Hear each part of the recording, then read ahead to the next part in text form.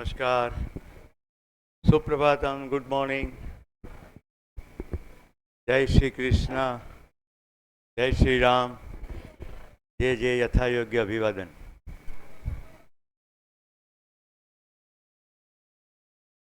કેમ છો બધા? પહેલે દિવસે જે રીતે મજામાં કહેતા હતા એનાથી કંઈ ફેર પડ્યો છે? ફેર પડ્યો કંઈ?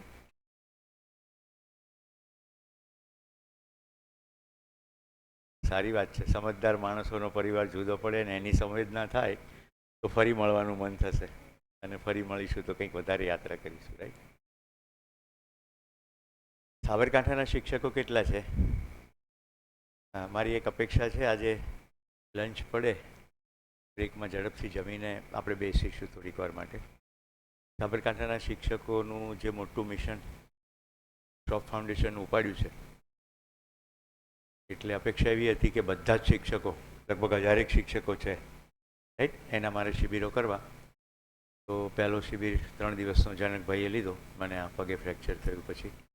તમે આજે આવ્યા એનો મને વિશેષ ખુશી છે અને આગળ આપણે ભેગા બેસીને વિચારીએ કે હવે કેમ કરીએ. ડીસાના કેટલા શિક્ષકો છે એન્જલ સ્કૂલના? Very good. તમે પણ જો તરત જમવા જતા રહો તો મારે એક બેઠક કોમન બધાની ભેગી કરી દઈએ, બરાબર? આજનું શિબિરનું આયોજન કહું, કેટલાક મિત્રો બહારગામથી પણ છે એટલે આપણે 4:30 વાગે શિબિર પૂરો કરીશું. કેટલાક લોકો મને આ 4 દિવસ દરમિયાન બ્રેકમાં પ્રશ્નો પૂછવા આવ્યા છે અને ક્યાંક આપી શકાય એના જવાબ આપ્યા છે, ક્યાંક મેં એમને એવું કહ્યું કે શિબિર દરમિયાન પૂછજો અથવા આનો જવાબ આવી જશે. હજી પણ કોઈને પ્રશ્નો હોય તો સત્ર દરમિયાન ગમે ત્યારે પૂછી લેજો. એનું કારણ છે કે 4:30 વાગે દોઢ શિબિર પૂરો કરવો જ જોઈએ. પછી 4:30 પછી તમે પૂછવા આવો તો પછી બધું ખોરવાઈ જાય. ઠીક છે? એટલે આજે આપણો લંચ બ્રેક ટૂંકો છે પ્રમાણમાં અને જમીને તરત પાછા ભેગા થઈશ. કેટલાક પ્રશ્નોના જવાબ ના પણ આપી શકાય અથવા તમને નથી મળ્યા અથવા નથી સમજાયા અથવા નથી સ્વીકૃત થયા, એવું બને અને એવું દરેક શિબિરમાં બનતું આવ્યું છે. તો શું કરવાનું? તો અહીંયા કમસે કમ એન્જલ સ્કૂલમાં ઉપલબ્ધ છે બંને ભાઈઓ, રાઈટ? હું પણ ઉપલબ્ધ જ છું જ. બધા પ્રબોધકો ઉપલબ્ધ હોય જ છે. તમે સમય લઈને ફોન કરો તો ફોનમાં પણ જવાબ આપી શકાય. હવે જે કોમન દરેક શિબિરમાં મૂંઝવણ થતી હોય છે એ મૂંઝવણનો પહેલાં જવાબ આપી દઉં. વર્ષોથી જે ચાલતું આવ્યું છે તે ખોટું કેવી રીતે હોઈ શકે? આ એક. બરાબર? આટલા બધા હજારો લોકો કરે છે, તે કેવી રીતે ખોટું હોઈ શકે? આવી મૂંઝવણ છે કે નહીં? જરા હાથ ઉપર કરો. એટલા માટે પહેલા જ સત્રમાં કહ્યું હતું કે માનવાનું નથી. એટલે મેં પણ જે કહ્યું છે તે પણ કંઈ માનવાની જરૂર નથી. તમારી પૂરી તાકાત લગાડજો અને સ્વયંમાં નિરીક્ષણ કરીને જોજો કે જે કંઈ થતું આવ્યું છે, જે કંઈ કરતા આવ્યા છે એનાથી કશો ફરક પડે છે ખરો? જો ફરક પડ્યો હોત તો આપણી આખી માનવ સભ્યતા અત્યારે જ્યાં ઊભી છે મરવાને આરે ત્યાં ના હોત. ચોક્કસ ફરક પડ્યો હશે એકાદ બે કે 2-5 પરિવારો કે થોડોક સમુદાયને. નહીં પડ્યો એમ નહીં કહું. મેં એમ પણ કહ્યું કે અહીંયા પહોંચ્યા, સમાજ ટકી ગયો, એનું કારણ આપણી કેટલીક માન્યતાઓ. તો એ માન્યતાઓ અંતર્ગત આપણે અહીંયા પહોંચી ગયા, પણ પૂરતું થયું એવું તો લાગે છે. આપણે અઘરું શું છે, પકડેલું રાખેલું છે ને એને છોડવું બહુ મુશ્કેલ બને. એ સાંપ્રદાયિક માન્યતાઓ હોય, પારિવારિક માન્યતાઓ હોય. આ માન્યતાઓ છૂટે કેમ નહીં? બહુ કમ્ફર્ટ છે એની અંદર, આરામ છે. કોઈક મારો પ્રશ્ન સોલ્વ કરશે.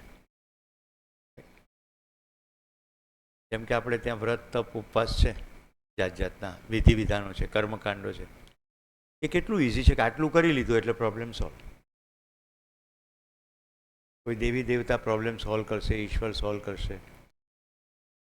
એટલે બહુ જ સરળ છે. ત્યારે આની અંદર તો જાતે સમજવાનું છે,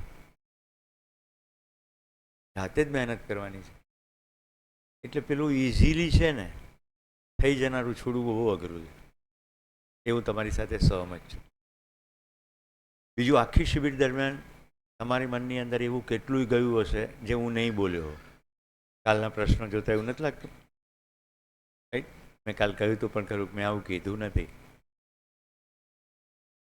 એવું કેમ થાય છે? કારણ કે એટલું બધું સ્વીકૃત છે, ગૃહિત છે, પ્રેઝ્યુડાઇઝ છે કે જે સાંભળવું હોય ને એ જ સાંભળીએ. અત્યારે કંઈ ગીત વગડતું હતું, કાગ એને પાણી પાજે, ભેળો બેસી ખાજે રે, પાસે બેસીને ખાજે. દુલાભાઈ કાગના દર્શન કરવાનું મને સદભાગ્ય મળ્યું છે. હું નાનો હતો ત્યારે, પણ કાગ સાહેબ વસી ગયા દિલમાં કે સાવ સાદી ભાષામાં એમણે ઊંડી વાતો કરી. આપણા ગંગા સતીએ પણ એવું જ કર્યું. પણ કેટલા લોકો આ રૂમમાં આવીને આજે એ ગીત બરાબર સાંભળ્યું? 2, 3, 4 જણા છે. એમ છે કે તો વગડે, ટાઈમપાસ છે. મેં પહેલે દિવસે કહ્યું હતું, એકેય બ્રેકમાં એકેય ગીત મિનિંગ વગરનું નહીં હોય. તમે બધા એસેમ્બલ થાઓ, જે વહેલા આવી ગયા એનો સમય ના બગડે એટલે વિને વહેલા ગીતો છે. કાલે માનવીય સંબંધો આપણે જોયા, 7 સંબંધ. ભેળો બેસીને કેમ ખાજે, એની સાથે બેસીને જમજે તો જમવાના ટેબલ ઉપર સંવાદ થશે. એમ કહે છે તમે શું કામ આવ્યા તેમ ના પૂછતો, અને જ્યારે જાય ને ત્યારે ઝાંપા સુધી તું મેલવા જજે, એટલે મૂકવા જજે એને છેલ્લે સુધી, એટલે એને ફરી આવવાનું મન થાય. શિબિરમાં એવું થાય છે, પહેલે દિવસે લોકો મારાથી દૂર હોય, બીજે દિવસે થોડા નજીક આવે, ત્રીજે દિવસે થોડી હિંમત કરીને પ્રશ્ન પૂછે, ચોથે પાંચમે દિવસે સંપૂર્ણ ખુલ્લા થઈ જાય ને પોતાની જિંદગીની કિતાબ ખોલી દે સામે. કેમ? કારણ કે સાથે બેસીને આપણે સંવાદ કરીએ છીએ. કાગ સાહેબને તો દેખાઈ ગયું ને, ભેળો બેસી ખાજે રે, સાથે બેસીને જમજે. હવે આપણા ઘરે મહેમાન આવે એને માટલું પાણી પ્યાલો ને બધું જોયું ના હોય, આપવાની શું જરૂર? લોજિક તો એ જ છે, જાતે ઊભો થઈને પી લે. તમે વ્યક્તિનો પૂર્ણ સ્વીકાર કરો છો, એના ભાગરૂપે આવકારો છો. પણ આવું કીધું અને હૃદયમાં આવકારનો ભાવ, સ્વીકારનો ભાવ ના હોય તો? આપણી કેટલીક પરંપરાઓની તમે ઊંડું આમ ઝીણવટથી જોશો ને તો બહુ મજા આવશે. જાન આવે પછી વરરાજાના પગ ધોવાના, રાઈટ? હવે તો બૂટ પહેરીને આવ્યા હોય, પણ પેલી પરંપરા ચાલુ રહી ગઈ.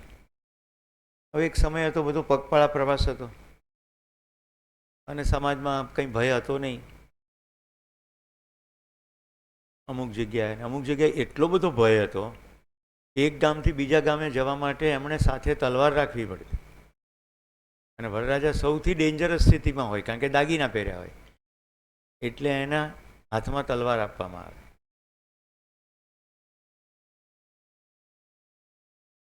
મને એક આયુર્વેદના જ્ઞાતા એવું કીધું કે સુરેશભાઈ, મીંઢળ એટલા માટે કે વિષના પ્રયોગો થતા, ઝેરના પ્રયોગો, વરરાજાને મારી નાખવાની કોશિશ કરવામાં આવે.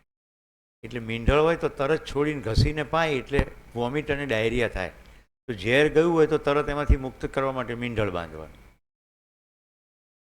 હવે અમદાવાદમાં મીંઢળની ઉપર મોતીની ગૂંથણી કરવાનો આખો ઉદ્યોગ ચાલે છે. એટલું બધું મોતી ગૂંથ્યું હોય એ છૂટું થાય ત્યાં સુધી તો પેલો જતો રહ્યો હોય. ગુજરાતીમાં કેવી કહેવત છે, સાપ ગયા. હવે મને તમે કહો, આવું બધું જે જીક્કમ જીક હાલે રાખે છે, એમાં શું કશો દમ નથી તો કેમ ચાલે છે? જે ચાલે છે ને એની સાથે ઘણા બધા રોજગારો સંકળાયેલા, દુકાન ચાલે છે ઘણા બધા. મારા સગા સસરા ગુજરી ગયા ત્યારે તું જીવન વિદ્યા શિબિરમાં, પછી પાણી ઢોળ કહે છે, પાણી ઢોળ વખતે હું પહોંચી ગયો. મને છે ને પ્રશ્નો થાય એટલે હું પૂછી લઉં. એટલે મહારાજની સાથે ભાઈબંધી કરીને બધો કાર્યક્રમ પત્યો પછી મેં પૂછ્યું કે આ બધું આ સજ્જા ભરો છો તમે? મારા શાળાએ એવું કીધું કે અમને પૈસા આપીએ, એટલે એમણે કીધું બધું લાવી દે, ટોટલ પૈસા આપી દેવાના. તમે કેટલા બધાની પાસે જતા હો, આવું કેટલું લાવીને ભેગું કરો? સાવ સાચું કહેજો. આંખોમાં આંખ પહેરવીને હૃદયના સાચા ભાવથી જિજ્ઞાસાથી પૂછ્યું. એટલે એણે સાચું કીધું કે મારે ઘરમાં એક રૂમ એક્સ્ટ્રા રાખેલો છે, એની અંદર જુદી જુદી જ્ઞાતિઓના બોલાવે એને અનુરૂપ બધો સામાન છે. ખાટલા તો સાહેબ કેટલા ભેગા કરવાના, એટલે ખાલી ટેમ્પો ભરીને લાવું છું અને પછી ટેમ્પો ભરીને પાછું મૂકી દઉં, પૈસા સીધા મને મળે. હવે જોજો, ફાનસ મૂકે, બેટરી મૂકે, ત્યારે કે હવે ફાનસ અને બેટરીનો પ્રયોગ છે નહીં. કે હું ગાંધીનગરમાં ઉલ્લી જાઉં તો મારી પાછળ સજ્જા ભરે, એમાં બેટરીનો કોઈ મિનિંગ ખરો? મારા મોબાઈલમાં બેટરી છે, ફાનસ છે એની 24 કલાક વીજળી છે, પણ પેલા લિસ્ટમાં શું હોય? આટલું મૂકવું. હવે તો મોબાઈલ મૂકવો જોઈએ ના, પણ એ તો મોંઘો પડે ને, અને કોઈ યજમાન આપે નહીં, એટલે જેટલું સેટિંગ થતું હોય એટલું કરે. આમાં કોઈ ભૂદેવો હોય તો જાગી જજો. જેને બ્રહ્મનું જ્ઞાન હોય અને હાથમાં શકોરું ના હોય, બ્રાહ્મણ,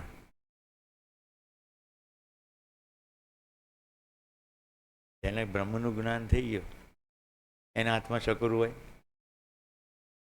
સેટિંગ કરે કે આટલી પૂજા કરવાના આટલા રૂપિયા લઈશ, રેટ કાર્ડ હોય, સત્યનારાયણની કથાના આટલા, લગ્નના આટલા, મરી ગયા પછીના આટલા, એવું હોય. હવે જે અહીંયા ભૂદેવો હશે ને આમ હચમચી જાય, પણ પોતાની અંદર ડોક્યું કરશે તો બિલકુલ ખબર પડશે કે આવું કરવાથી કશું જ થતું નથી. તો શું કેટલો સમય ચલાવીશું આવું?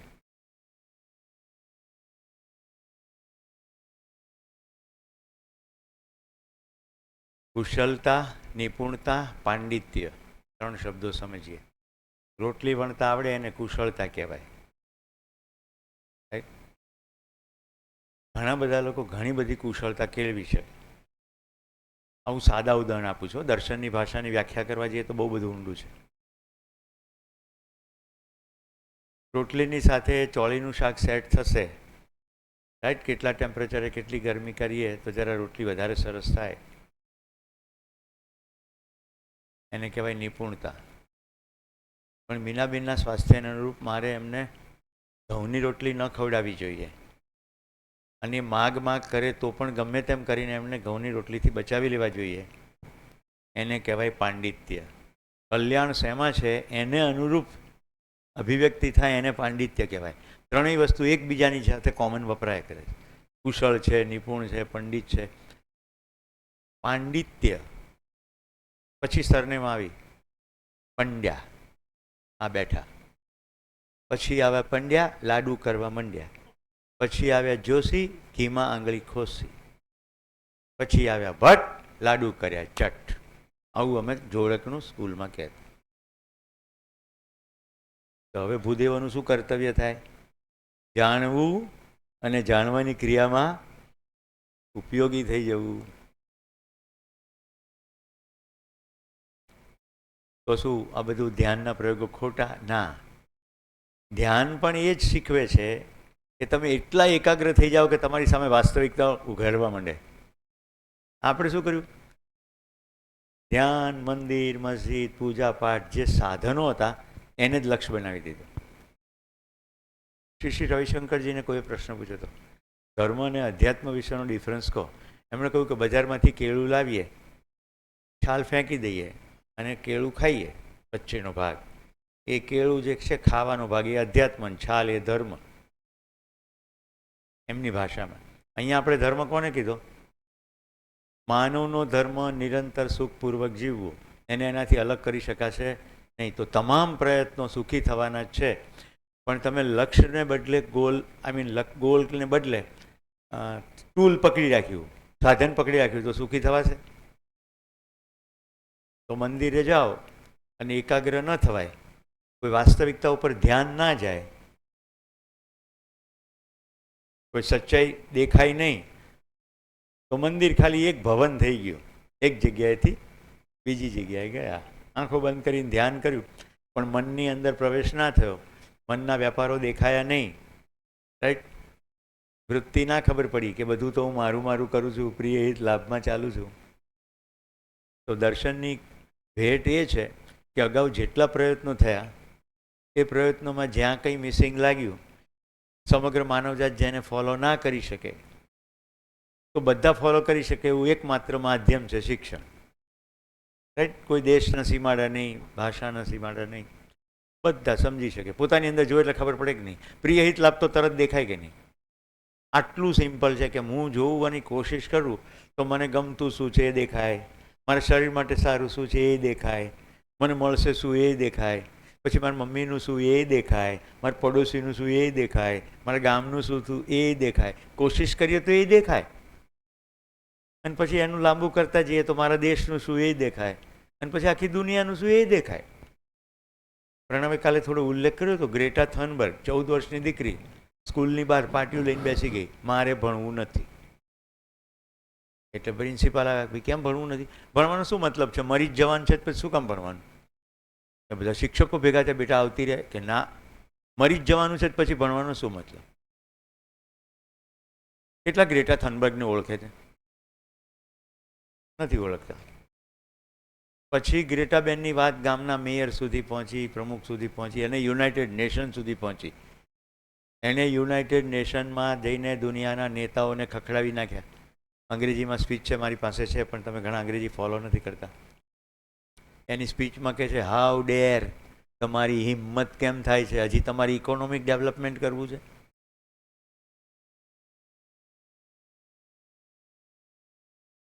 ખ્યાલ આવે છે? કાર્બન ફૂટપ્રિન્ટ, કાર્બન ડાયોક્સાઇડ બહુ વધી ગયો છે, તો બધા દેશો નક્કી કર્યું છે અમે 2030 સુધીમાં ઘટાડીશું. અરે રોજે રોજ તકલીફ છે. કેટલાક તો કે 2040 સુધીમાં ઘટાડીશું. ત્યાં સુધી નહીં ઘટાડીએ, મતલબ કે ત્યાં સુધી તો ચાલુ જ રાખીશું.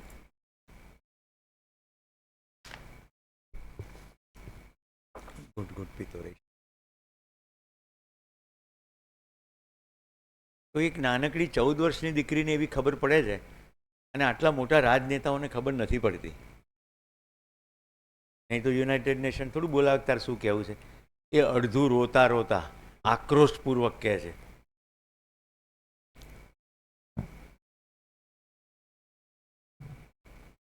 એટલે મેં જેટલું પણ પાછલા દિવસોમાં કહ્યું અને આજે પણ કહીશ, એમાં જ્યાં તમને ગૂંચવાડો હોય એની આ સ્પષ્ટતા કરી. જેટલું પણ અગાઉ થયું છે એમાં ક્યાંક કશું ખૂટ્યું, ક્યાંક કશું ચૂકાઈ ગયું. પરંપરા તો બની નથી. પરંપરા બની હોત તો શિબિર કરવો પડ્યો હોત નહીં. પરંપરા એટલે ટ્રેડિશન. બાપા દીકરાને શીખવાડીને જાય, દીકરો એને દીકરીને શીખવાડે તો બધું સરસ થાય. અમારા બાપ દાદાઓ તો બહુ ડાયા હતા, તો આ પેસ્ટિસાઇડ ક્યાંથી આવ્યા? તમારા ને મારા પપ્પાએ નહીં કર્યું હોય, પણ કોઈકના પપ્પાના મનમાં તો એવું આવ્યું કે વધુ ઉત્પાદન લાવવા માટે યુરિયા નાખો? આવ્યું કે નહીં? આવર્તનશીલ ખેતી હતી. હમણાં જે નીકળ્યું છે ને પ્રાકૃતિક ખેતી, કોઈ નવી શોધ નથી. ખેતી પ્રાકૃતિક જ હતી. આપણે બધું ઘુસાડ્યું અને હવે ખબર પડી હર. એટલે કોઈ પદ ઉપર બેઠેલી ભૂલ ના કરે એવું ના માનવું. ચીનની સરકારે એક કન્સલ્ટન્ટ નિમ્યો કે ખેતીનું ઉત્પાદન વધે એવું કરો. આખું ચીન નહીં, કોઈ એક પ્રાંતની વાત છે. એટલે પેલા કન્સલ્ટન્ટે કીધું આ ચકલીઓ દાણા ખાઈ જાય, એટલે ચકલીઓને મારવાનો કાર્યક્રમ સરકાર દ્વારા પ્રાયોજિત રાખવો. એટલે એક ચકલી મારે એટલે 10 રૂપિયા, એવી સ્કીમ ડિક્લેર કરી. એટલે ખેડૂતો ચકલીઓ મારવા માંડ્યા. ચકલીઓ મરી ગઈ. બીજા વર્ષે સ્કીમ ડબલ કે ટ્રિપલ કરી નાખી કે ભાઈ એક ચકલી મારો તો 100 રૂપિયા, એવું કરી નાખ્યું. એટલે બચી ખુશી બધી ચકલીઓ ખતમ થઈ ગઈ. એક ક્ષેત્રની ચકલીઓ ખતમ થઈ ગઈ એટલે ઉત્પાદન વધ્યું. બીજા વર્ષે એનાથી પણ વધ્યું. એટલે કન્સલ્ટન્ટ રાજી, સરકારે રાજી કે આ સ્કીમ જોરદાર છે, આખા દેશમાં લાગુ પાડવા જેવી છે. ત્યાં ત્રીજા વર્ષે સડનલી ઉત્પાદન પહેલાં થતું હતું ને એનાથી ઘટી ગયું, અને ચોથા પાંચમા વર્ષથી પડ્યો દુકાળ. કારણ કે ચકલીઓ જે જીવડા ખાઈ જતી હતી એ જીવડા ક્રમશઃ એટલો ઉપદ્રવ વધ્યો કે બધી ફસલ સફાચટ. બોલો કેટલી? 32 લાખ ચકલીઓ મારી નાખી. હે એ ક્યાંથી વધે? એસ્ટાબ્લિશ થયેલી સિસ્ટમ, ઇકોસિસ્ટમ આખી ખરાબ થઈ ગઈ. આપણા ભારત સરકાર પાસે ચકલીઓ માગી. આપણે ત્યાં કેટલાક બુવા છે પદ ઉપર બેસે છે, આપણે જ ચૂંટીને મોકલીએ છીએ. એક આપો. પણ હોય ને કેટલાક સાગર પંડ્યા જેવા પર્યાવરણવાદી, એકેય ચકલી આપવાની જરૂર નથી, અહીંયાની સિસ્ટમ બગડી જાય.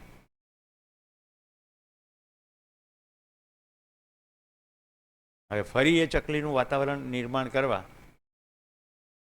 કેટલી તકલીફ પડશે, કારણ કે આખી આખી ઇકોસિસ્ટમ ચકલી જીવડા ઉપર નિર્ભર છે. મને કાલે એક મિત્ર સ્મશાનની એક જગ્યા જોવા લઈ ગયા. ત્યાં એમણે છે ને ચબૂતરો બનાવ્યો છે અને એમણે કહ્યું કે કોઈ કૂતરા બિલાડા તકલીફ ના કરે એટલે ફરતે વાડ કરી. કશું બોલો નહીં, કારણ કે ત્યારે એ પ્રસ્તુતિ નહોતી. કૂતરા જ કબૂતરાને ખાઈ જાય એ પ્રકૃતિ દત્ત વ્યવસ્થા છે. આપણે કબૂતરાને ખાવા માટેની વ્યવસ્થા કરીએ અને પછી વાડ કરીએ એટલે કબૂતરા અનકન્ટ્રોલ્ડ રીતે વધે. ભોળું પ્રાણી, કબૂતર ખાલી કબૂતર છે, એનો આકાર આપણે ફિટ કર્યો કે આ ભોળું છે, એટલે જેટલા શાંતિ કાર્યક્રમ હોય એનો કબૂતરા ઉડાડીએ. હા કે ના? હવે એટલું તો વિચારો, ઉડાડવા માટે પકડવા પડે કે નહીં? કઈ શાંતિ કરીએ છીએ? નિરાંતે કબૂતરું ચણતું હોય એને પકડી લેવું, આપણો શોખ પૂરો કરવા. કબૂતર ઉડાડવાથી શાંતિ થાય કે સમજણથી શાંતિ થાય? બસ. તો જેટલું અગાઉ ચાલતું આવ્યું છે તમારી જાતે ચકાસજો. મેં એનો વિરોધ કર્યો છે એટલે નહીં, મેં તો તમને સમીક્ષા કરવાની પ્રેરણા કરી છે. તમને વિરોધ લાગ્યો હોય તો એ તમારી સમસ્યા છે. હું તો ચકાસ્યું, મને ખબર પડી પુસ્તક વાંચવાથી ફાયદો ના થાય. બોલો આ પ્રસ્તાવ. પુસ્તકમાં લખેલું સમજીએ અને જોઈએ કે એમાં જે લખ્યું છે એવું અસ્તિત્વમાં છે, જે શબ્દ કયો છે એનો કોઈ અર્થ છે, અને અર્થ છે એવું અસ્તિત્વમાં કોઈ વસ્તુ છે,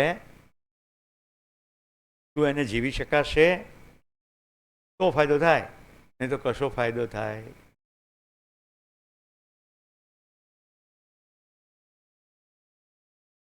અમે ભણ્યા ને તમે ભણ્યા. આપણી વચ્ચે ગુજરાતીના નવા એપોઇન્ટેડ શિક્ષક, આજે એમનો 3જો દિવસ છે. એ શિક્ષક મારે ધ્યાનથી સાંભળજો, કારણ કે આજે શિક્ષકોને સંબોધીને કેટલીક વસ્તુ કહેવાનો છે. હું જ્યારે ભણતો ગુજરાતી માધ્યમમાં ત્યારે કવિતાઓ આવતી. મને બહુ સદભાગ્યે બહુ સારા શિક્ષકો મળ્યા. એમાં એક શિક્ષક એવા મળે એક વર્ષે, અને પેલી કલાપીની કવિતા આવી, રે પંખીની ઉપર પથ્થરો ફેંકતા ફેંકી દીધો અને પછી ફાળ પડી હૈયામાં.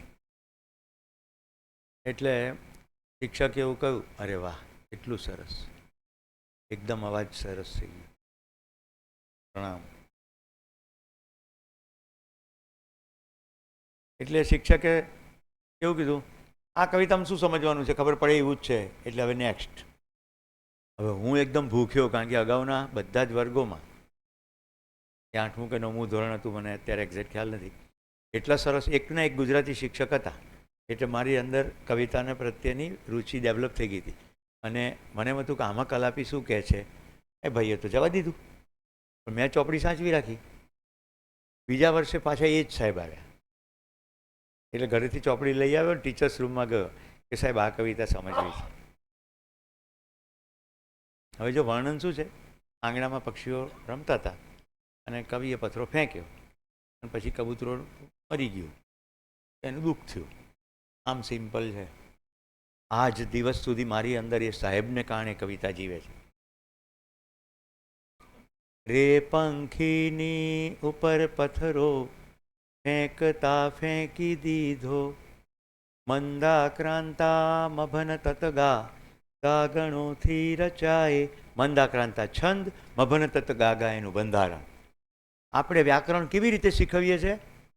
જસ જસ યલગા, મભન તત ગા ગા, પણ એની સાથે કઈ લાગણી સંકળાયેલી છે, કેટલું ઊંડાણ સંકળાયેલું છે. તો આ બધી જ કવિતાઓ સંવેદનશીલતા કેળવવાની કવિતાઓ છે.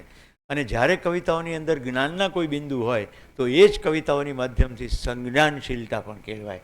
આખું દર્શન બાબાજીએ લખ્યું છે ને, કેટલી બધી વાર રોમાંચક થાય, કવિતાની જેમ લખ્યું છે.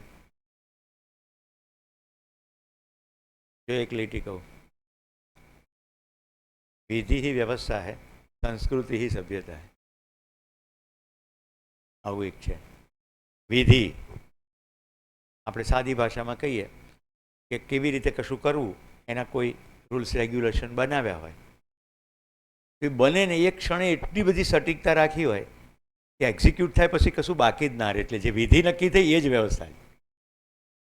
પછી બીજું વાક્ય છે સંસ્કૃતિ જ સભ્યતા છે. અત્યારે સંસ્કૃતિ કોને કહે? ગરબા ગાઈએ સંસ્કૃતિ થાય છે. માતાજીની ઉપાસના સાચું કહેજો, ક્યાંય માતાજી હોતા નથી, શૃંગાર હોય છે. નૃત્ય હોય છે. શું કામ દંભ કરીએ છીએ? એવું કહેવું જોઈએ કે હવે આપણા શહેરમાં 10 દિવસનો સામુદાયિક નૃત્ય કાર્યક્રમ શરૂ થશે, જેના ગીતના શબ્દોમાં ક્યાંક ક્યાંક માતાજી હશે, પણ એ ઉપાસનાનો કાર્યક્રમ નથી, એટલે કોઈ દંભ નહીં કરીએ તોય કંઈક ફેર પડે. તો ગઈકાલ સુધીની વાતની મેં ઘણી ઊંડી સમીક્ષા કરી. આઈ થિંક બધાનું ધ્યાન ખેંચાયું હશે. દર્શનના અંદર ક્યાંય કોઈ પરંપરાઓનો વિરોધ નથી, કોઈ પ્રબોધકો વિરોધ કરતા નથી. દરેક વખતે અમે એવું જ કહીએ છીએ કે જે કંઈ થયું એનો ઉપકાર, જેથી અહીંયા પહોંચ્યા, પણ પૂરતું તો થયું નહીં. પૂરતું થયું હોત તો પરંપરા બની હોત. સમાજ અત્યારે જ્યાં પહોંચ્યો છે, આખી પૃથ્વી મરવાને આરે આવીને ઊભી છે, તો કંઈક તો ખોટું થયું, અથવા કંઈક તો કશું ખૂટ્યું, અથવા કંઈક તો પ્રચલનમાં ના આવ્યું.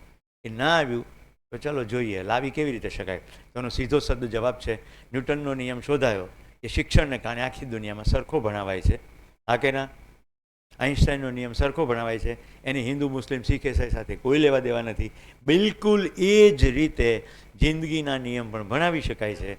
એટલે આ ક્લાસરૂમ જ હતો, એટલે અહીંયા 2-2 કલાકે રિસેસ પડતી હતી, ભોજન હતું, રાઈટ. અહીંયા કોઈ દેવી દેવતા પૂજાપાઠ નથી. દરેક વિદ્યાર્થીને સ્વતંત્રતા છે. એટલે પ્રસ્તાવ મૂકવામાં આવ્યો. ખબર પડી ગઈ માનવને શાસન સ્વીકાર્ય નથી, પ્રસ્તાવ સ્વીકાર્ય છે, તો પ્રસ્તાવ મૂક્યો. તમારી તાકાતથી ચકાસજો.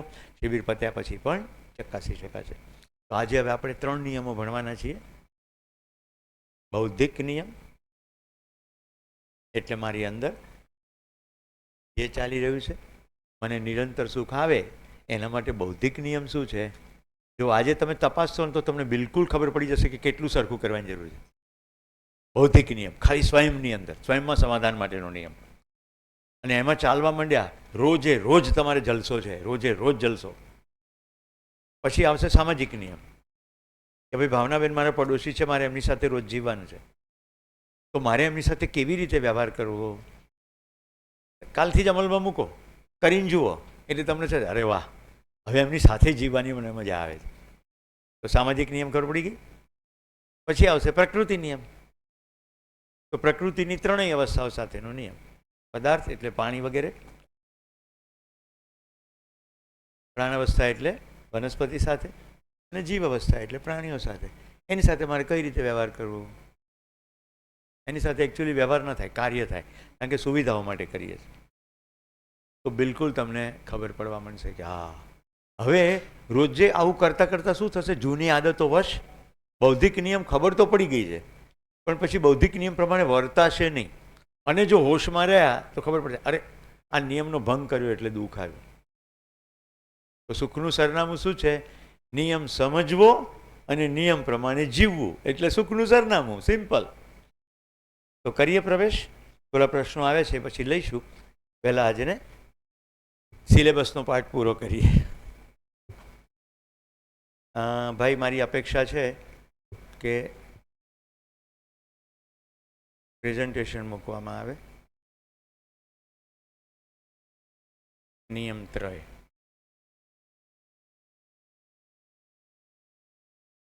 આજે આપણી વચ્ચે મેહુલભાઈ નથી, પણ પુનઃ એમનો આભાર. મેં જે કંઈ પ્રેઝન્ટેશનો બનાવ્યા હતા, હું શિબિરમાં હંમેશા સફેદ, તમે જોયા હશે કાલે કેટલાક રાઈટ, સાદી સફેદ સ્લાઇડ અને કાળા. તો એમને મન થયું અને એમણે મને કહ્યું અમે સરસ પ્રેઝન્ટેશન બનાવી દઈએ, એટલે બધું આ સરસ રીતે એમણે રૂપાળું કર્યું છે.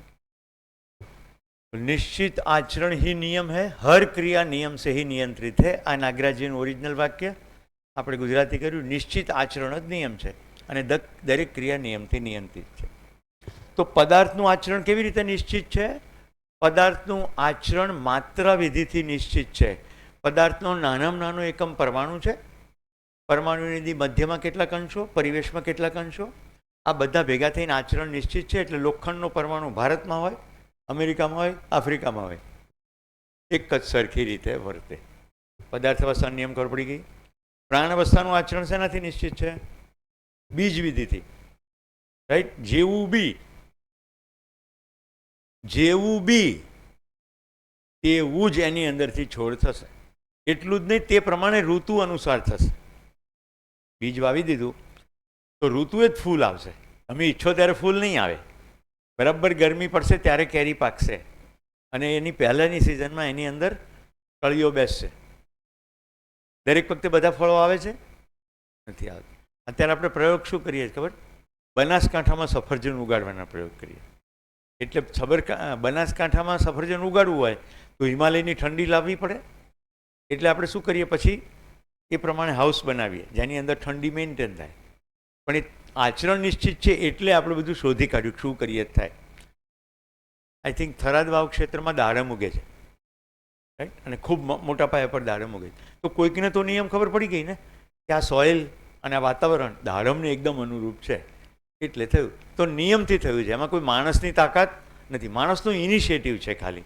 તો નિયમ ખબર પડી ગઈ એટલે આપણે ટિશ્યુ કલ્ચર કર્યું. તો પ્રાણ અવસ્થાનો નિયમ છે, એની અંદર જે પુષ્ટિ તત્વ અને રચના તત્વ બીજમાં છે એની મદદથી એનું આચરણ નિશ્ચિત છે. માણસે પુષ્ટિ તત્વ અને રચના તત્વને પણ સેપરેટ કરીને જોઈ લીધું એટલે ટિશ્યુ કલ્ચર થયા. પણ એ ડિઝાઇન ફિક્સ છે. જીવ અવસ્થાનો નિયમ વંશવિધિથી છે. તો માતા પિતા જે જીવ છે એના જેવી રીતે વર્તતા હશે એ રીતે તે લોકો પણ કરશે. એટલે જૂનો સિંહ જે રીતે માંસ ખાતો હશે ડોલમાંથી, તો એના બચ્ચાઓ પિતા માતાને ડોલમાંથી માંસ ખાતા જોઈને એ રીતે જ ખાશે. એમને હવે શિકાર કરતા આવડશે નહીં. તો વંશવિધિથી આચરણ નિશ્ચિત છે. માનવનું આચરણ કેવી રીતે નિશ્ચિત છે? સંસ્કાર વિધિથી.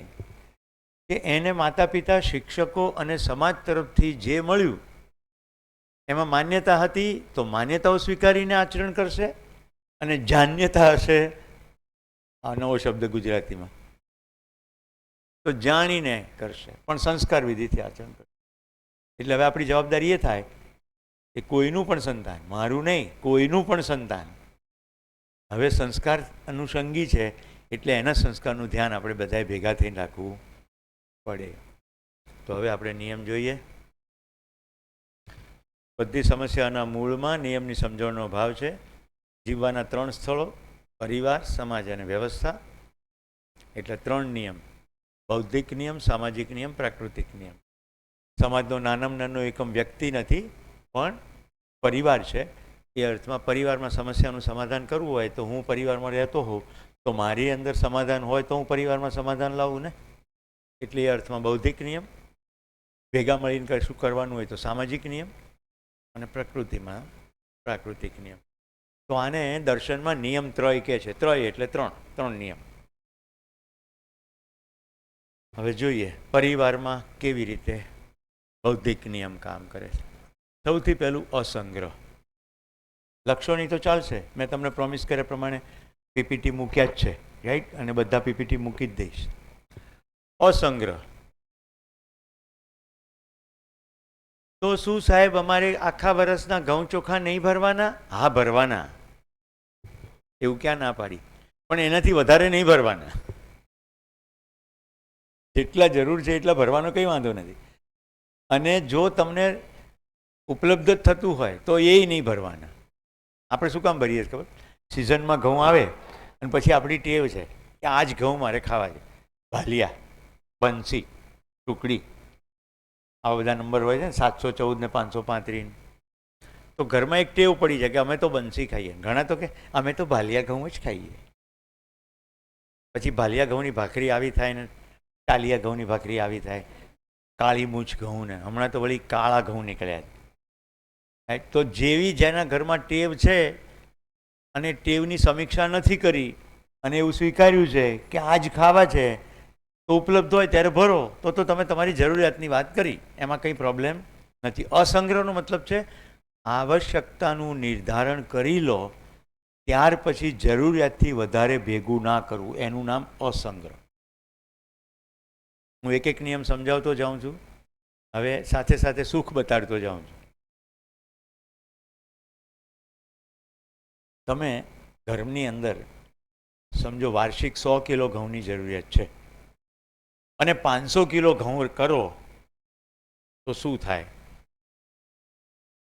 100 કિલો ઘઉં ઘરમાં આવે એને સાફ કરો, એને મોવણ કરો, મોવણ કે શું કરો, મોવો દિવેલ ચડાવો અને પછી એને પાત્રમાં ભરો, ખરું કે નહીં? અને તમારી આખા વર્ષની જરૂરિયાત સંતોષે.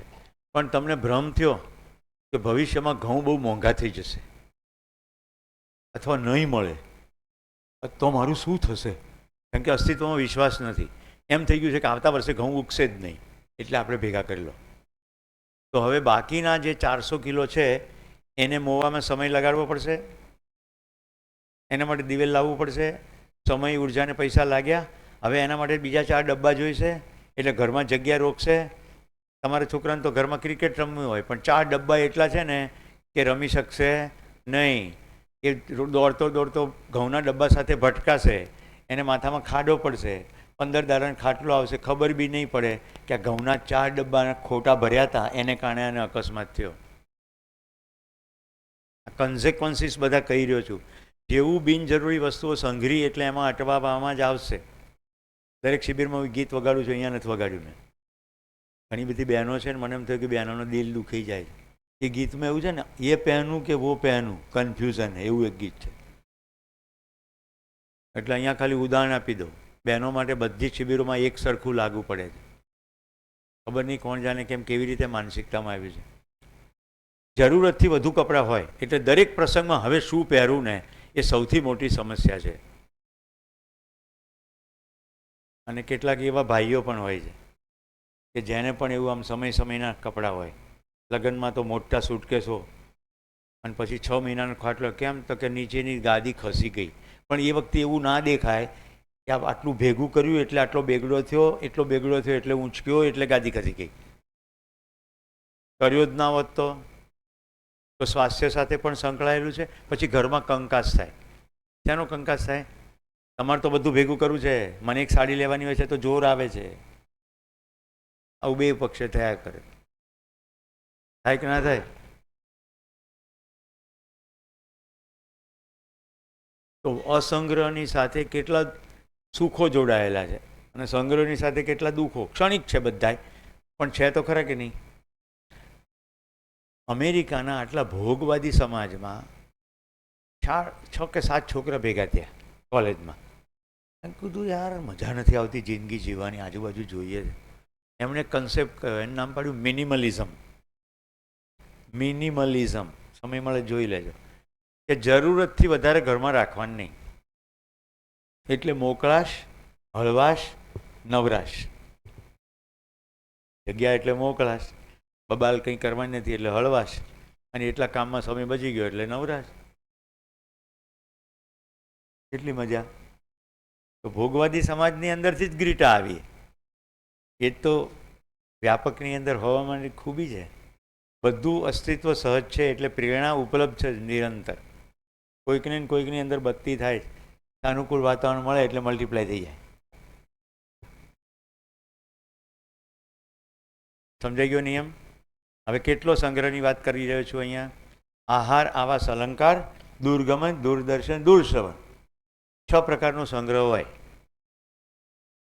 કપડાની ખબર પડી ગઈ? આવાસનો સંગ્રહ જોઈ લઈએ.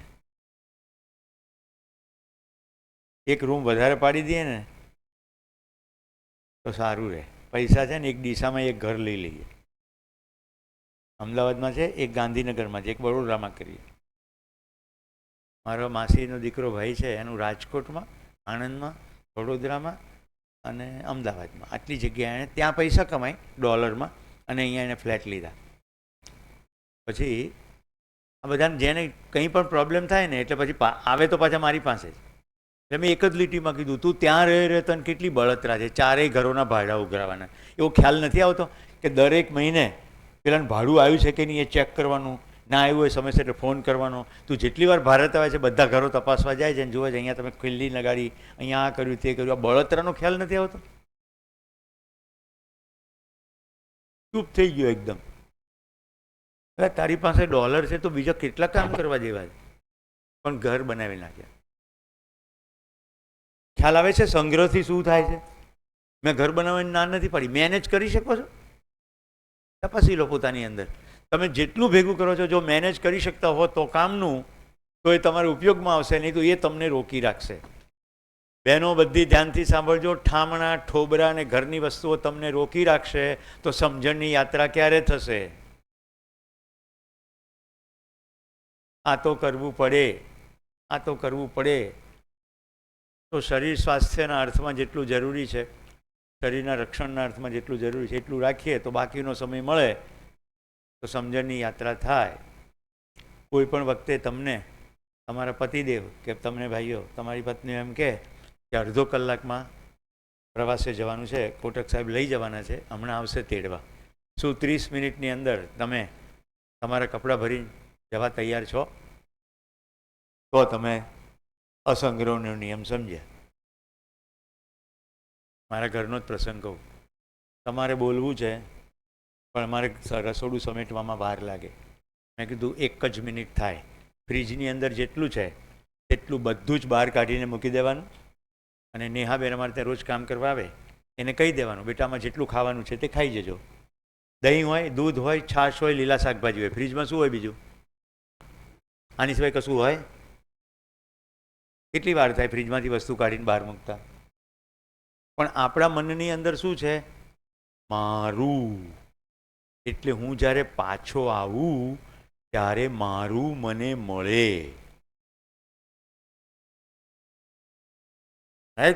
એક વાર સુરેશ પટેલને એક ધારો હોશિયારી આવી ગઈ કે આજ તો પત્નીને મદદ કરવી છે, એટલે મેં કીધું તું તારું સમેટ, બાકીનું હું સમેટી નાખું છું. એટલે એણે એનું સમેટી નાખ્યું, મેં મારું સમેટી નાખ્યું, ઘર કર્યું બંધ ને મેઇન સ્વિચ કરી ઓફ. અને 1.5 મહિને પછી પાછા આવ્યા, આખું ઘર ગંધાય. કારણ કે મેઇન સ્વિચ કરી ઓફ એટલે ફ્રીજની સ્વિચ ઓફ થઈ ગઈ. એની અંદર શાક, દહીં, દૂધ આ બધું જે સ્થિતિમાં હતું એ બધું સ્થિતિમાં સડ્યું. એની અંદર ઈયળો ઉત્પન્ન થઈ અને બધી જ ફ્રીજની જેટલી જગ્યાઓ હોય ગ્રીલ્સ, તો ઘર તો ગંધાતું હતું, ફ્રીજ ખોલ્યું તો બધે ઈયળો જ ઈયળો. પેલી ફીન્સ હોય ને દરવાજો બંધ કરવાની એમાં ઈયળો. આજ સુધી મારા પત્ની ભૂલ્યા નથી. કેટલો મોટો અકસ્માત થઈ ગયો. મેં કીધું વીજળી બચાવવા માટે.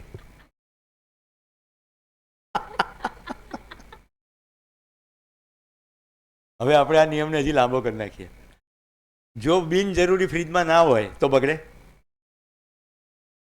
એટલે જો ઉપલબ્ધિ હોય તો સંગ્રહ કરવાની આવશ્યકતા રહે. આ કલ્પનામાંથી બહેનોને મજા પડી ગઈ તો કે પ્રબોધક હોય એટલે બુદ્ધુ ના હોય એવું ના હોય. રાઈટ. મારી પાસે સરસ સૂચનાઓ મળી છે, એને મારે જીવવી પડે. તમારામાંથી કોઈ એવો ભ્રમ સેવશો નહીં કે હું જાગૃત થઈ ગયો છું. હું તમારી જેવો વિદ્યાર્થી જ છું. કદાચ એડમિશન સ્કૂલમાં વહેલું થઈ ગયું એટલે મોજ વધારે પડી રહી છે અને મોજ વહેંચું છું. મારે પણ તમારી જેમ જ અધ્યયન કરવું પડે. શબ્દનો અર્થ મને ખબર છે તો જોવો જ પડે. વસ્તુ જેટલી વાર જોવાતી જાય એટલી વાર દ્રઢતા આવતી જાય અને એટલી વાર મોજ વધતી જાય. એટલે હું પક્ષીઓ જોઉં, ફૂલો જોઉં તો મને નિયમ ખબર છે એટલે એટલી બધી મોજ પડે કે જો નિયમ પ્રમાણે અસ્તિત્વ પ્રગટી રહ્યું છે. અસ્તિત્વ નિત્ય પ્રગટનશીલ છે એવો અહેસાસ થવા લાગે. અને આવી શારીરિક તકલીફ થાય ત્યારે પણ નિયમ સમજાય કે આ દુખે છે, કેટલું અદ્ભુત વ્યવસ્થા છે. જો દુખતું ના હોત તો હું પગનું ધ્યાન જ ના રાખત તો એ રિકવર જ ના થાય. રાઈટ. તો દુખાવો હવે પીડા નથી આપતો, દુખાવો સૂચના આપે છે કે બી કેરફુલ. તો બધા નિયમો સમજાતું જાય એમ મોજ વધતી જાય. આઈ થિંક મેં સંગ્રહનો નિયમ વધારે વિગતે સમજાવ્યો. હવે સ્નેહ, જાગૃતિના અર્થમાં પૂરકતા. કોઈ પ્રકારનું ઘર્ષણ ના થાય, એકબીજાની સાથે વાતચીત કરવાનું મન થાય, સાંભળવાનું મન થાય, તપાસવાનું મન થાય, સીધો વિરોધ ના થાય, એનું નામ સ્નેહ. અહીંયા શું લખ્યું છે? જાગૃતિના અર્થમાં પૂરકતા. એટલે તમે મારી જાગૃતિ માટે કશું કહી રહ્યા છો. તમે કંઈ પણ કહો તો હું અંદર તપાસી લઉં કે મને આમણે કીધું તો કટુતા કેમ લાગી, કેમ દુઃખ થયું, મતલબ કે મને સમજાયું નથી. તો શું મને સમજાયું નથી? તો પ્રત્યેક ઘટના જાગવા માટેની એક ક્ષણ છે. વિમલાતાઈનું સાહેબ બહુ સુંદર વાક્ય છે, રિલેશનશિપ ઇઝ અ મિરર. કૃષ્ણમૂર્તિનું પણ મેં ક્યાંક વાંચ્યું, સંબંધો જ અરીસો છે. એટલે સંબંધનું જે સ્વરૂપ છે એની અંદર કશાક ડખા છે તો સમજવાનું કે સમથિંગ ઇઝ રોંગ. મને કાં સમજાયું નથી, કાં મને સમજાયું છે એવો ભ્રમ છે, જેથી મારા આચરણને કારણે કશુંક થઈ રહ્યું છે. મેં એક દિવસે કહ્યું હતું, મારે મારા પત્ની વિશે 50 વિરોધ હોઈ શકે, પણ હું આ જે કામમાં છું એમાં વિરોધ નથી. કેમ નહીં? કારણ કે એ બિલકુલ ખબર પડી ગઈ કે આ અસ્તિત્વ સહજ છે, સમજવું અને સમજાવવું. તો સ્નેહ, વિદ્યા, જે જેવું છે તેનો સ્વીકાર કરવો. 5 દિવસ આપણે જીવન વિદ્યાની વાત કરી છે. અસ્તિત્વ સહજ વાસ્તવિકતા જેવી છે તેને તેવી સ્વીકારવી. રિયાબેન આજ મૌન થઈ ગયા છે, ઊંડા ઉતરી ગયા છો બેટા? વિદ્યા જે જેવું છે તેનો સ્વીકાર કરવો. તો પદાર્થ અવસ્થા, પ્રાણ અવસ્થા, જીવ અવસ્થા, જ્ઞાન અવસ્થા, બધામાં સૌથી વધારે ડખો શું? તમને પીડા તપાસો. સૌથી વધારે પીડા લીમડાથી, કૂતરાથી, પાણીથી કે માણસથી? કારણ કે જે જેવું છે તેનો સ્વીકાર થઈ રહ્યો નથી. તો દરેકની જેવી સમજણની સ્થિતિ તેવી આચરણની ગતિ. જેવી સમજણની સ્થિતિ તેવી આચરણની ગતિ. જેની જેવી સમજણની સ્થિતિ એવી એની અભિવ્યક્તિ, શબ્દોમાં, કાર્યોમાં, વ્યવહારમાં. આવું મારી અંદર સતત ને સતત દ્રઢપણે રહે તો પછી માણસ ભાળી અમથું અમથું આપણું ફરે વાલ, નહીં તો વાલ આવશે નહીં. તો દેટ ઇઝ વિદ્યા. સરળતા, દેખાડા વગરનો વ્યવહાર. માણસ દેખાડો ક્યારે કરે? કપડાથી બીજાને આંજવાની કોશિશ કરે, પતરાના ડબ્બાની અંદર બેસીને પ્રવાસ કરે અને ડબ્બાથી આંજવાની કોશિશ કરે. ડબ્બો એટલે કાર. કેટલીક વાર આ ડબ્બાથી આંજવાની કોશિશ કરે. આ બી એક ડબ્બો જ છે ને, એમાં હું જીવન સ્વરૂપે પ્રવાસ કરું છું. તો આ ડબ્બાને જેટલો ઠઠારો થાય એટલો કરીએ. એક મોટા ડબ્બાને કરીએ. કેટલાક ડબ્બા તો એવા હોય કે જેની અંદર બહુ લાંબો સમય રહીએ. ઘર, કેટલાક ડબ્બામાં લોકો ખાલી સુવા પૂરતા જ જાય ને એક ડબ્બામાં આખો દિવસ ગાળે. ઓફિસ, હા કે ના? હાલતા ચાલતા ડબ્બામાં એસી હોય, સ્થિર ડબ્બામાં એસી હોય. હવે તો એવું મેં હેલ્મેટ જોયું છે કે હેલ્મેટની અંદર પંખા હોય. તો વિવિધ ડબ્બાઓ છે કે નહીં?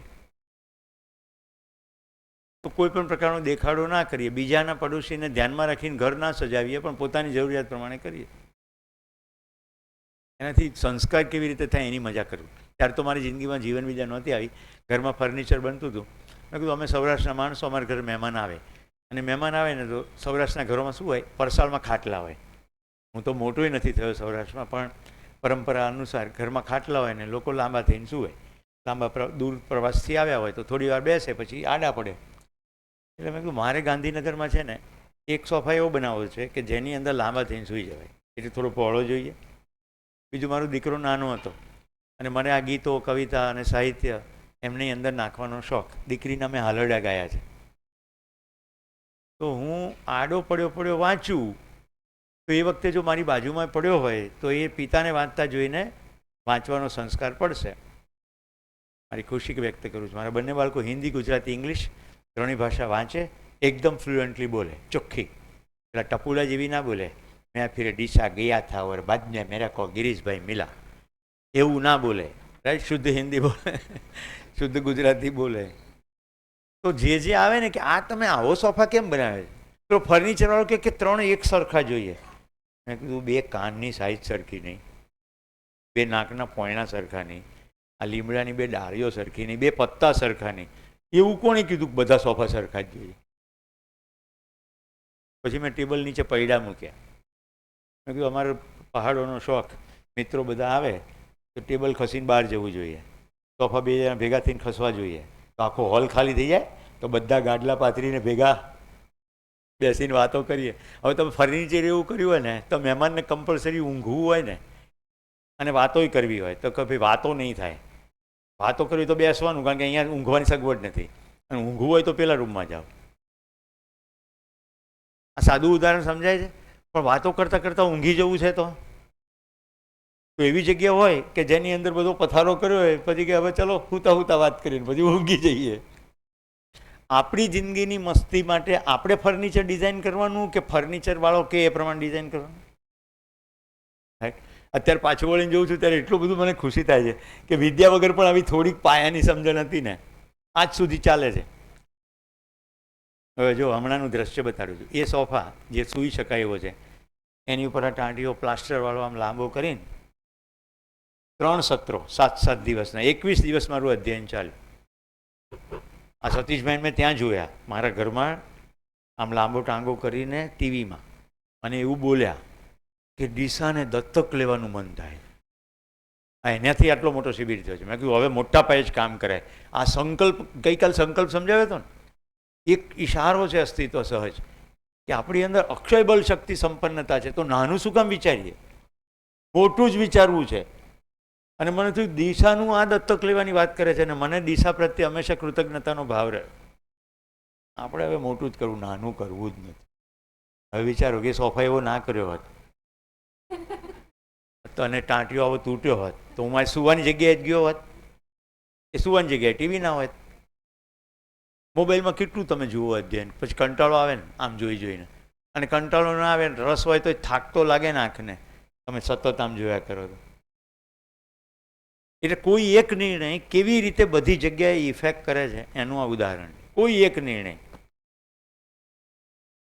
ક્યાં છે નિલેશ? નિલેશ પેપર તપાસવા ગયા. ગઈકાલે હું નિરાલી નિલેશભાઈને ઘરે જમવા ગયો હતો. મને જ્યારે ડૉક્ટરે પાટો બાંધ્યો ને ત્યારે પાટો બાંધતા કે પાટો એવી રીતે બાંધવાનો કે કંઈ કરતલી ના પડવી જોઈએ. મને પાટો બાંધતા આવડે નહીં, એટલા બધા દિવસ કરતલીઓ પડી. ત્યારે નિલેશભાઈ કે હું તમને પાટો બાંધું. એટલો સરસ પાટો બાંધ્યો ને એક કોઈ કરતલી ના પડી. અને મને થયું કે એટલો સરસ બાંધ્યો છે ને છોડવો નથી. પછી એમ તો કાલ સવારે નિલેશભાઈ મળશે ને ફરી બંધાવી લઈશ. મેં જાતે બાંધ્યો તો કરતલી પડી. કુશળતા છે ને, એ કાળજી પણ છે, અને એમના હાથમાં મારું આખું ઇન્સ્ટ્રુમેન્ટ પગનું હોય તો અનુકૂળતા પણ છે. હું ત્રાસો બાંગો થઈને જાઉં. છેલ્લું, અભય. વર્તમાનમાં વિશ્વાસ હોય તો ભય લાગે નહીં. કેટલા ભય કીધા હતા? પ્રાણભય, પદભય, માનભય, ધનભય. તો હું જીવન છું, શરીર નથી, એટલું દ્રઢ થતાની સાથે પ્રાણભય ખાતામ. ક્લિયર? હવે માનભય કહું છું. મારામાં ઉપયોગિતા, મારી પરિવારમાં ઉપયોગિતા, મારી સમાજમાં ઉપયોગિતા, એ જ મારું સન્માન. કેટલા લોકો ડીસાના મને પોતાના ઘરે જમવાનું આમંત્રણ આપશે? ઘણા કંઈક આપવું તો છે પણ સગવડ નથી. ખાલી આમંત્રણ તો આપો, સગવડ હું કરી દઈશ. તમારા ઘરે હાથો પાડો, રાંધવાવાળી બી હું લેતો આવીશ ને સામાન નહીં લેતો આવીશ. કારણ કે અહીંયા એવી કેટલી બહેનો છે કે હા હું રાંધી દઈશ. કેટલા એવા સહમત છે કે કોઈકના ઘરે મારા માટે રાંધવા માટે તમે આવશો? આ જ તો સન્માન છે. બીજું કયું સન્માન? મારી ઉપયોગિતા હશે તો તમે સન્માન કરશો. હવે છે ને ખોટો દંભ ના કરશો. જો તમારે મને જમાડવો હોય તો જતા ચિઠ્ઠીમાં પાક્કું એડ્રેસ મોબાઈલ સાથે લખીને જજો, અને બધા સરનામા ગિરીશભાઈને આપી દેજો. એ મારા સ્થાનિક યજમાન રહેશે. સિમ્પલ. બાકી મેં કેટલા બધાને નામ લીધા છે. અનિલભાઈ, કોટક સાહેબ, નવીન કાકા, બધા થર્ડ છે. તમે ગમે ત્યાં મને જોઈ શકશો કે હું આમાંથી જ ક્યાંક ઘરે હોઈશ. એ તો મેં જોયું કાલે જે થયું છે એ રીતે. એટલું બધું કામ હવે દેખાય છે સતીશભાઈ. મેં કીધું ને આપણે ડીસાના શિક્ષકો સાથે કામ કરવું જ છે, અને ખૂબ કરીએ કામ. મને ડીસામાં રહેવાનું થાય તો પરમ આનંદની જ ઘટના છે મારા માટે. મારા માટે ગાંધીનગર ઘર નથી. મકાનથી ઘર છે કે સંબંધોથી ઘર છે, હું એબ્સોલ્યુટલી આની અંદર ક્લિયર છું. અને મારે કોઈ દંભ વગર કહી દઉં, કોઈ પણ વખતે 30 મિનિટની અંદર હું ઘરેથી કોઈ પણ જગ્યાએ પ્રવાસ કરવા માટે હંમેશ માટે તૈયાર હોઉં. આ ઘટનાઓ જેવી છે. જીવન વિદ્યાનું કામ કેવું છે? ક્યાંક ને ક્યાંક ઇન્ટ્રોડક્શનનું કાર્યક્રમ છે અને શિક્ષક નથી આવે, તમે આવશો? હા ચાલો. મેક્સિમમ સભામાં નવા લોકો અમને જોઈને ફોટો બાંધે નહીં એટલા મિનિમમ સુચારું કપડાં પહેરવા જોઈએ, એટલી મારી સ્વીકૃતિ છે. વાળ ઓળેલા હોવા જોઈએ. આ સમજાય છે ને? એ પણ હું ટાગોર પાસેથી શીખ્યો. શાંતિ નિકેતનમાં ગાંધીજી અને ટાગોર એક સત્સંગ કરતા હતા, અને પછી પ્રાર્થનાનો સમય થયો એટલે ગાંધી બાપુ કે ચાલો હવે સમય થયો. તો ટાગોર કે તમે નીકળો, હું આવું છું. ગાંધીજી બહાર ઊભા રહે કે હમણાં જ આવશે ને. તો ટાગોર તો આવ્યા નહીં. ગાંધીજી પાછા અંદર ગયા. તો ટાગોરે જબ્બો બદલી લીધો હતો અને આમ માથાના વાળ ઓળતા હતા. ગાંધીજી કે તમે શું હવે આ ઉંમરે બધું? ટાગોરે સણસણ તો જવાબ આપ્યો, તમે તો નેતા છો, પોતળી પહેરીને જતા રહેશો તો ચાલશે. હું શિક્ષક છું, મારે મારા વિદ્યાર્થીઓ સમક્ષ વ્યવસ્થિત રીતે જ ઉપસ્થિત થવું જોઈએ. પછી મેં ઊંડાણથી જોયું તો ખબર પડી કે ગમે તેમ જવાથી લોકો શિક્ષકને જોઈને પૂર્વધારણાઓ શરૂ કરી નાખે છે. દાખલા તરીકે હું સૂટ પેન્ટ પહેરીને આવું તો પણ એક પ્રકારની પૂર્વધારણા થાય કે નહીં? ટાઈ પહેરી હોય ફોર એક્ઝામ્પલ, તો એકદમ બેર મિનિમમ એવું તો થાય જ કે આપણા જેવો તો નથી. અને સાદા કપડાં પહેર્યા હોય તો તમને લગભગ પોતાના જેવો માણસ લાગે. આ બેર મિનિમમ છે ને. વાળ ઓળેલા ના હોય તો ઇમ્પ્રેશન પાડવાનો આશય નથી, પણ એક એટલું બેઝિક કે જેને કારણે કોઈ ખોટો પૂર્વગ્રહ ના બંધાય. તો આ થઈ આપણે વાત કરતા હતા અભય એટલે પદાર્થ, સોરી, પ્રાણભય કયો? માનભયની વાત થઈ ગઈ. પછી કયો ભય છે? ધન ભય. ધન ખોવાનો ભય. હવે આપણે ધન શેના માટે જોઈએ? સુવિધાઓ માટે જોઈએ. બેઝિક સુવિધા કઈ? આહાર, આવાસ, અલંકાર. તો ટેસ્ટ અહીંયા કરી લીધો ને, 370 જણા. મારે જોઈતા કપડાં, મને પ્રવાસ અને ભોજન દિશામાં ઉપલબ્ધ છે, અને છેલ્લા 10 વર્ષથી શિબિરો કરું છું. તો સમાજમાં જે કોઈ ઉપયોગી છે એ ભૂખ્યો મળશે નહીં. ધનભાઈ ગયો. પદ કયું? દરેક જુદી જુદી ભૂમિકાઓમાં ઉપયોગીતા એ જ પદ. તો પિતાનું પદ, વિદ્યાર્થીનું પદ, શિક્ષકનું પદ.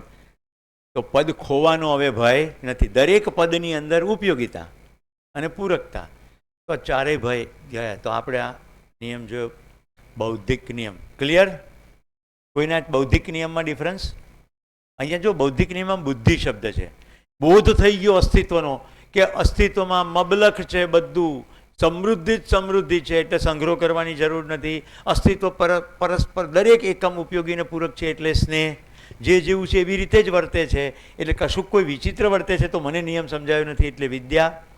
કોઈની પર કંઈ ઇમ્પ્રેશન પાડવાની જરૂર નથી, એટલે સરળતા. અને બધું સજાવટ થયેલી છે, કોઈ ભય પામવાની જરૂર નથી. તો બૌદ્ધિક નિયમ. હવે આપણે જોઈએ એને કમ્પેરિઝનમાં કે દુઃખ ક્યાં છે. ડાબી બાજુ બ્લુની અંદર મેં બૌદ્ધિક નિયમ મૂક્યો છે, અને નિયમને વિરોધ કરીએ તો જે થાય, સંગ્રહ, વિરોધ, અવિદ્યા, આડંબર અને યુદ્ધ. હવે ડાબી બાજુ સુખ છે, જમણી બાજુ દુઃખ છે. દેખાય છે તમને? છેલ્લો પોઈન્ટ યુદ્ધ જુઓ. બે એકબીજાથી ભય પામે છે એટલે યુદ્ધ કરે છે. જો બે એકબીજાથી ભય ના પામે તો યુદ્ધ થાય. દાખલા તરીકે પેલા મુનિ અસીમ કહી દે આપણે નરેન્દ્રભાઈને કે સોરી, હું બસ મિસ્ટેક થઈ ગઈ, આઈ એમ વેરી સોરી. હવે એક કામ કરો, વ્યાસનો આઈસ્ક્રીમ મંગાવો અને આપણે ખાઈએ અને આ વાત પૂરી કરીએ. હવેથી ઝઘડો બંધ. કેવું જોરદાર થાય. આપણા ભાઈ ગયા હતા પેલા નવાઝ શરીફ જ્યારે હતા ત્યારે, રાઈટ? એની માને પગે લાગ્યા હતા અને શાલ ઉઢાડી હતી. ખબર છે ને? Sudden visit of prime minister in Pakistan. તો એવી જ રીતે પેલા જોલાન્સ્કી પુતિનને કે ભાઈ બધી સબ ભૂમિ ગોપાલ કી, તમને અમારી કરતાં સારું રાજ કરતા આવડે છે, તમે કરો, અમે તમારી સાથે છીએ. તો બધો યુદ્ધ બંધ થઈ જાય કે નહીં? તો જમણી બાજુનું જેટલું રેડ તમે જુઓ છો એ બધા દુઃખના સોર્સિસ છે. ડાબી બાજુ છે માનવીયતા અને જમણી બાજુ છે બધી અમાનવીયતા. તો બૌદ્ધિક નિયમ પૂરો. હવે સામાજિક નિયમ. સમાજમાં ચરિત્રપૂર્વક જીવીને ધર્મને અને નિયંત્રણને પ્રમાણિત કરવું. આપણો ધર્મ સુખ ધર્મી છીએ આપણે, તો સમાજમાં કેવી રીતે જીવીએ? તો હવે આપણે એક જોઈએ. સ્વધન. મહેનત કરીને રોટલો રળવો, એવું તો કહેવાયું કે નહીં? હવે કોને મહેનત કહીશું? પ્રકૃતિની તમામ અવસ્થાઓ એના ધર્મમાં રહે, એ ધર્મને ડિસ્ટર્બ કર્યા વગર શ્રમ કરીએ અને સુવિધા પ્રાપ્ત કરીએ, અને જે ધન પ્રાપ્ત થાય સુવિધાના આદાન પ્રદાનથી, એને કહેવાય સ્વધન. સ્વનારી સ્વપુરુષ. પ્રજોત્પત્તિની આખી પ્રક્રિયા, સમાજનું ગઠન જળવાઈ રહે એના માટે લગ્ન જેવો સંબંધ આવ્યો. જો હું શરીર હોત તો પુરુષનું શરીર છે એટલે તમામ સ્ત્રીઓ મારા માટે ભોગનીય વસ્તુ થઈ જાય. જો હું સ્ત્રી છું શરીરથી તો તમામ પુરુષો ભોગની વસ્તુ થઈ ગઈ. પણ જો હું જીવન છું, શરીર નથી એવું મારી અંદર દ્રઢ થાય, તો હવે બે શરીરો વચ્ચે સંબંધ નથી, પણ બે જીવન વચ્ચેનો સંબંધ છે. તો કોઈ એક જીવનની સાથે આખી યાત્રા કરીને જાગૃતિ સુધી પહોંચવું, અને સાથે સાથે શરીરનો જે કાર્યક્રમ છે હોર્મોનથી થતો પ્રજોત્પત્તિનો, એ પણ હેન્ડલ કરવો, એમાંથી લગ્ન સંસ્થા છે. જો બે વ્યાખ્યા બોલું છું, એમાંથી કઈ તમને સહજ સ્વીકૃત છે? લગ્ન એટલે યૌન ઈચ્છાની તૃપ્તિ માટેની વ્યવસ્થા. આ પહેલી વ્યાખ્યા. યૌન ઈચ્છાની તૃપ્તિ માટેની વ્યવસ્થા. અને બીજી વ્યાખ્યા, યૌન પીડાથી મુક્તિ માટેની વ્યવસ્થા. હોર્મોનના કાર્યક્રમ અંતર્ગત શરીરની અંદર યૌન તૃપ્તિની ઈચ્છા થાય, અને એ ના થાય ત્યાં સુધી વ્યક્તિ સહજ રીતે વર્તે નહીં, કારણ કે પ્રકૃતિ દત્ત પ્રેરણા છે, સંતતિ આગળ ચાલતી રહે. તો એ જે પીડા થઈ એમાંથી મુક્તિની વ્યવસ્થા. એટલે પતિ પત્ની સંબંધ અથવા લગ્ન સંબંધનું મહત્વ છે, અને એનાથી સમાજ ટકી રહે. અત્યારે શું ચાલી રહ્યું છે? સ્વચ્છંદતા અને સ્વેચ્છાચાર અંતર્ગત લિવ ઇન, સિચ્યુએશનશીપ. ગઈકાલ જોયું હતું ને આપણે. તો સ્વધન સ્વનારી. તો સમાજના અંતર્ગત આ જે નિયમો બન્યા, લગ્ન સંબંધની પવિત્રતા કહીએ આપણે, ધર્મ અર્થ કામ અને મોક્ષ. તો શરીર એની ડિમાન્ડ કરશે, એને સુચારુ રૂપ એ ડિમાન્ડ પૂરી કરવાની વ્યવસ્થા એટલે લગ્ન. તો નકાર નથી, સંવેદનાનો નકાર નથી. સ્વામી સચ્ચિદાનંદજીનું એક વાક્ય કોઈએ મને મોકલ્યું હતું, સાધુ થવાની જરાય જરૂર નથી, સંવેદનાઓને સમજવાની જરૂર છે, અને લગ્ન સંબંધની અંદર પણ ઠેઠ મોક્ષ સુધી પહોંચી શકાય જ છે. આવું હું સાધુ થયા પછી કહી રહ્યો છું. તો જેમ 3 વાર ભોજન પૂરતું થઈ પડે છે, સતત ભોજન જોઈતું નથી, એમ સતત યૌન ઈચ્છા પણ હોતી નથી. તો એને સુચારુ રૂપે એનું નિયમન એટલે સ્વનારી સ્વપુરુષ, દયાપૂર્ણ કાર્ય વ્યવહાર. કાર્ય એટલે પ્રકૃતિની સાથેનું કાર્યક્રમ, વ્યવહાર એટલે માનવ સાથે. આ બંને જગ્યાએ જે શ્રમ કરીએ એનાથી સુવિધા અને સુખ પ્રાપ્ત થાય. તો દયાપૂર્ણ કાર્ય વ્યવહાર. બીજા મારી જેવા નથી, બીજાની સ્થિતિ મારી જેવી નથી. અને હું તો સમજણના રસ્તે થોડો પણ આગળ વધ્યો છું, પણ બીજો હજી નથી વધ્યો. એનું તો હજી ભૂમિકા સાધનની જ છે, એને તો સાધનો વસ્તુઓ જ જોઈએ છે. તો દયા રાખવી. અહીંયા સંવેદનશીલતાનો કાર્યક્રમ છે, ધાબળા ઉઠાડવાનો, પણ સમજીને કરવાનો. એટલે દયાપૂર્ણ કાર્ય અને વ્યવહાર. આ થયો સમાજમાં વ્યવહાર કરવાનો, એનો સમાજનો નિયમ. હવે આને ત્રણેયનું ડિટેલિંગ જુઓ. સ્વધનમાં પ્રતિફળ, પારિતોષિક અને પુરસ્કાર, એમ 3 ડાયમેન્શન છે. પ્રતિફળ એટલે મેં કામ કર્યું અને એના બદલામાં મને વેતન મળ્યું. પણ મેં કેવું કામ કર્યું, એવું કામ કર્યું કે લોકોને એમ થઈ ગયું, આહ કેટલું અદ્ભુત કામ. બીજી વ્યાખ્યા પારિતોષિક. સમાજ ભેગા થઈને સન્માન કરશે કે વાહ, તમે ખૂબ સરસ સમાજ માટે કામ કર્યું, તમે ખાલી તમારા પોતાના માટે નથી જીવ્યા. તો ભેગા થઈને કોઈ પુરસ્કાર આપે, પારિતોષિક આપે. અહીંયા 2 શબ્દ છે, પારિતોષિક અને પુરસ્કાર. વૈશ્વિક સ્તરે નોબેલ પુરસ્કાર અપાય છે, તો એક નાના સમૂહમાંથી મળે પારિતોષિક અને એક મોટા સમૂહમાંથી મળે પુરસ્કાર. તો આ પણ સ્વધનમાં આવ્યું. તો મેં મારા પૂરતી રોટલી માટે શ્રમ કર્યો, મને સ્વધન.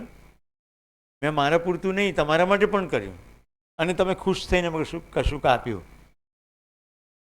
અને આખા સમાજે ખુશ થઈને આપ્યું. આ જ સ્વધન. સ્વનારી વ્યવસ્થા હેતુ દાંપત્ય રૂપમાં આજીવન જીવવાની પ્રતિજ્ઞા.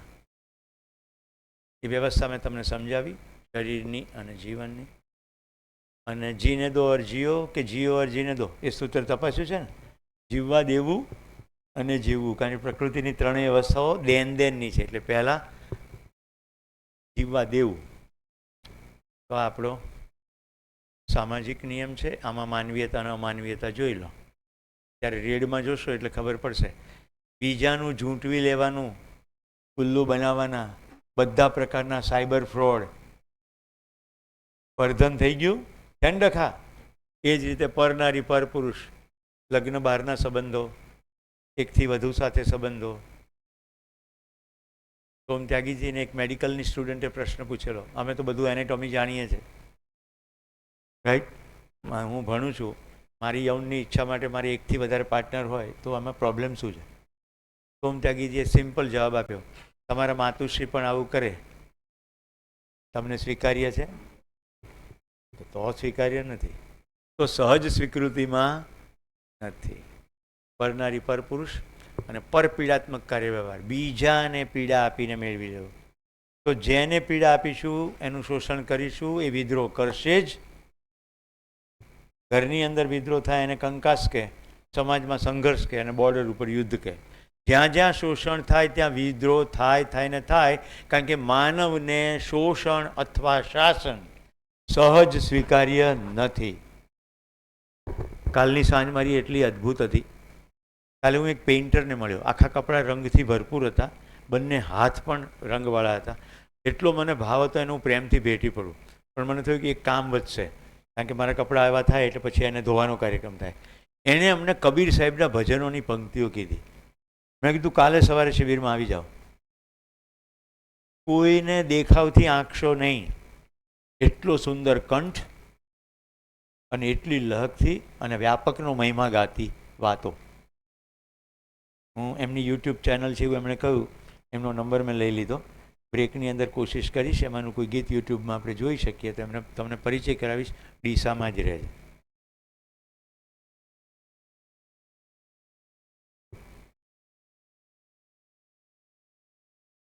तुलसी संसार में भात भात के लोग सबसे हिल मिल चालिए नदी नाव संजोग. મારી ખાલી જોવાની દ્રષ્ટિ બદલાય છે તો મારું તો સુખ વધી ગયું ને. રાઈટ. મેં કીધું હવે નેક્સ્ટ કાર્યક્રમમાં તમે હોવા જ જોઈએ. હવે હું એમની સાથે સંવાદ કરીને કહું કે કબીર સાહેબના એવા પદો લો કે જે પદો જીવન વિદ્યાની કોઈ વાતનો ઇશારો કરે છે તો એને અનુરૂપ થઈ ગયું. જેમ કે સંબંધના સૂત્રમાં દુલાભાઈએ કાકા પરફેક્ટ છે, એ જ તારા આંગણિયા પૂછીને કોઈ આવે, આવકારો મીઠો આપજે. અહીંયા જો માનવીયતામાં હું તમને નરસિંહ મહેતાનું ભજન ગાઉં. પર દુઃખે ઉપકાર કરે તોય મન અભિમાન ના આણે રે. પર સ્ત્રી જેને માતરે જીહવા થકી અસત્ય ન બોલે, પર ધન નવ જાલે હાથ રે. આવ્યું અહીંયા સ્વધન તો ઈશારો છે કે નહીં?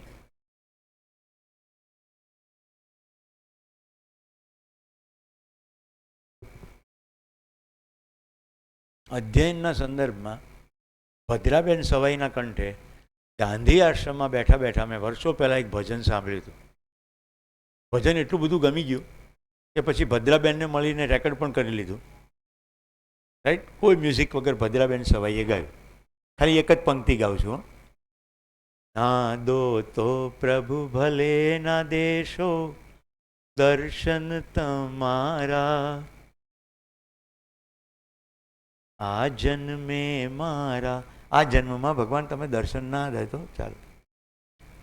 મિલન હજુ નથી થયું તમારું એના ભણકારા, રહે જો અંતરમાં મારા.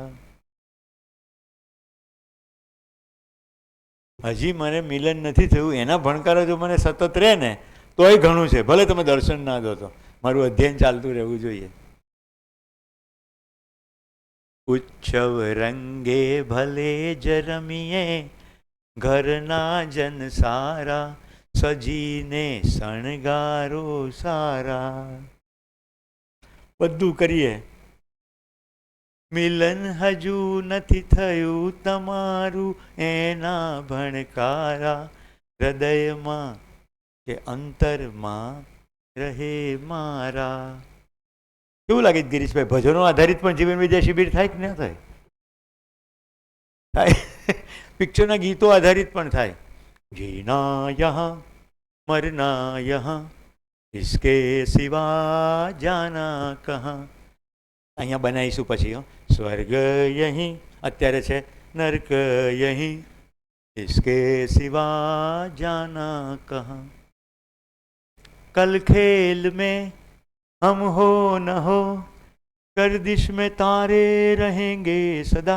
પદાર્થ અવસ્થા સતત રહેશે, અસ્તિત્વ નાશ ના થાય, ટ્રાન્સફોર્મ ના થાય.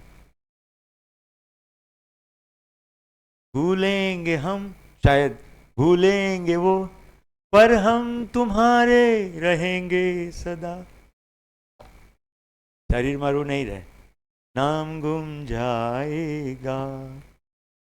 मनोज चेहरा ये बदल जाएगा, मेरी आवाज ही पहचान है. आवाज પણ નહીં, શબ્દ એની અંદર કોઈ સમજણનો બિંદુ. કર યાદ રહે.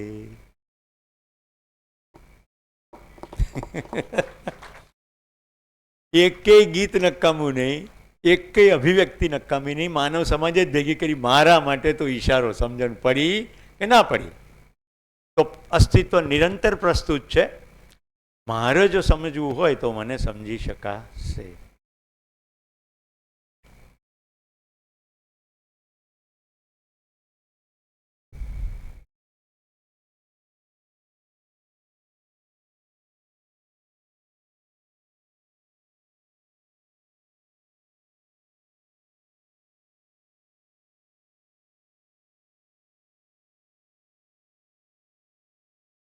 આવી જાઓ, આવી જાઓ.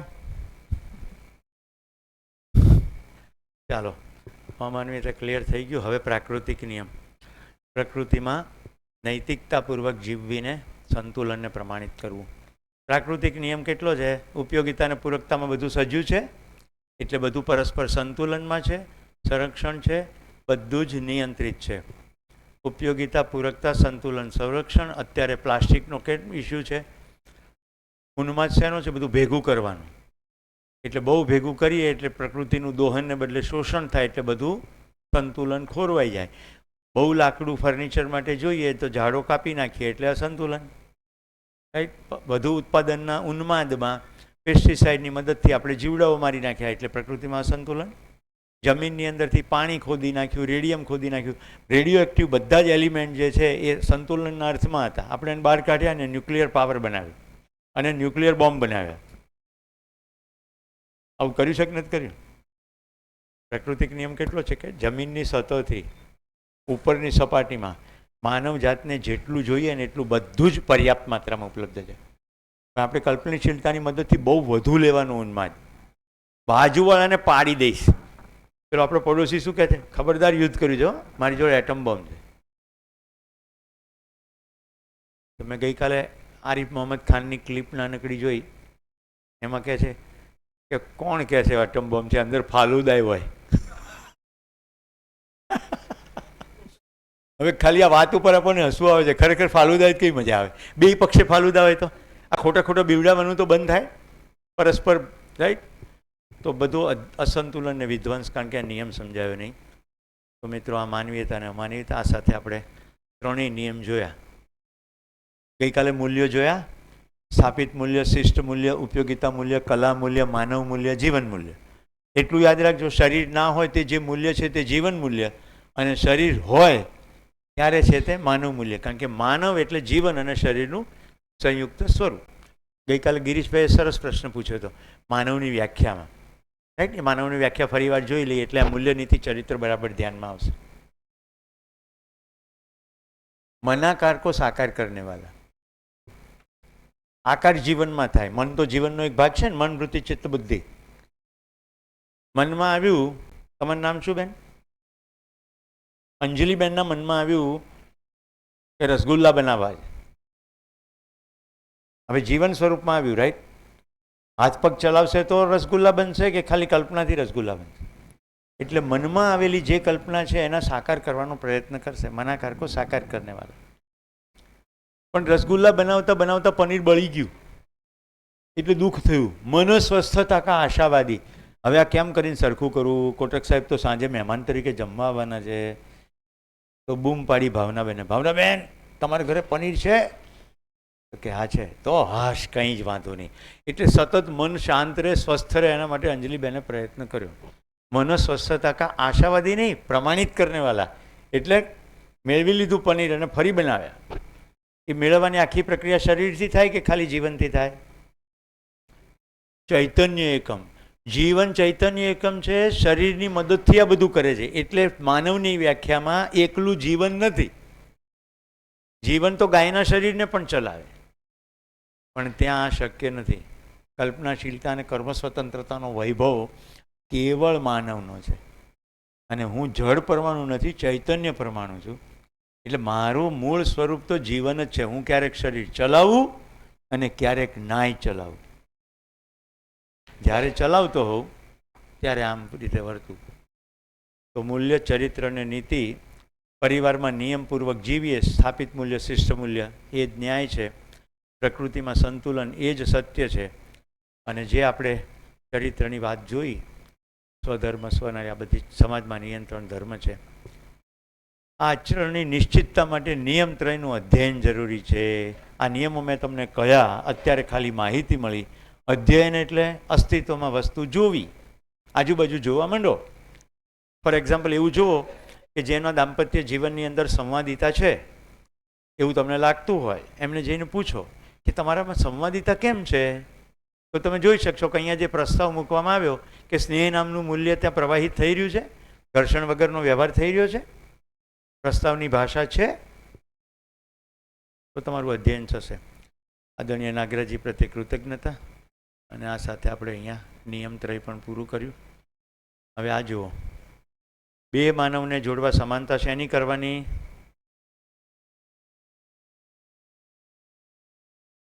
રૂપ, બળ, ધન અને પદ.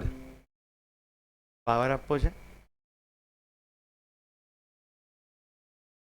એ ગયું, કઈ વાંધો નહીં. અહીંથી ગયું પણ અહીંથી જ ના જાય ને.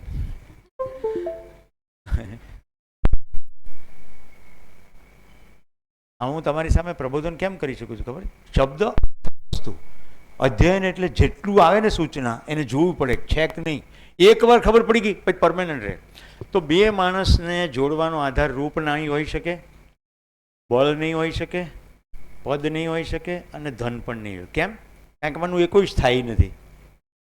રૂપ સ્થાયી છે, સતત રહેશે એવું ને એવું. રૂપ સ્થાયી નહીં રહે, બળ સ્થાયી નહીં રહે, પદ સ્થાયી નહીં રહે. ભાઈ આમાં જે હળી કરવી હોય તો કરી દેજો.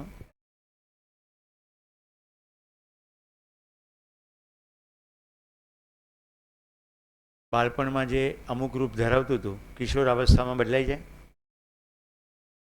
પછી કોલેજમાં જાય ને આખી દુનિયાભરના ખીલ ચહેરા ઉપર થાય. અને આયુર્વેદના વૈદ્ય પાસે જઈએ ને એટલે કે યૌવન પેટિકા, એટલું સુંદર નામ પાડે કે યુવાનીમાં તમે આવ્યા છો એટલે આવું થાય.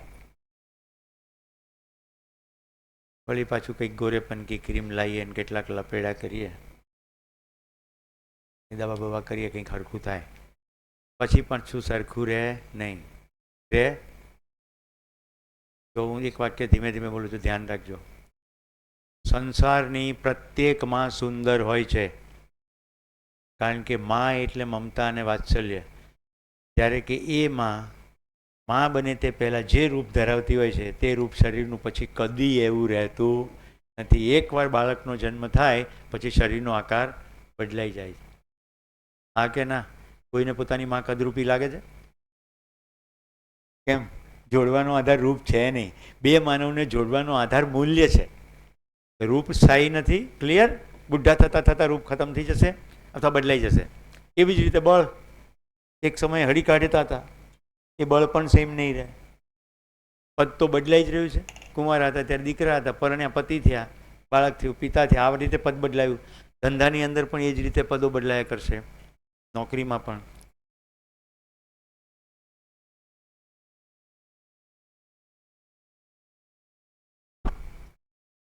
ધન્યવાદ.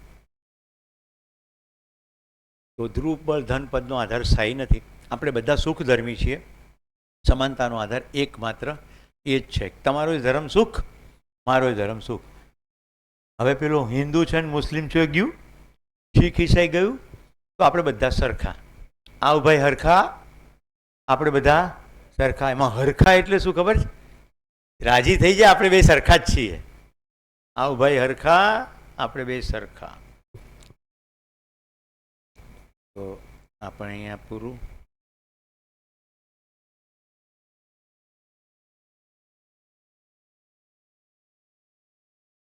બાળક મૂળે કેવો છે?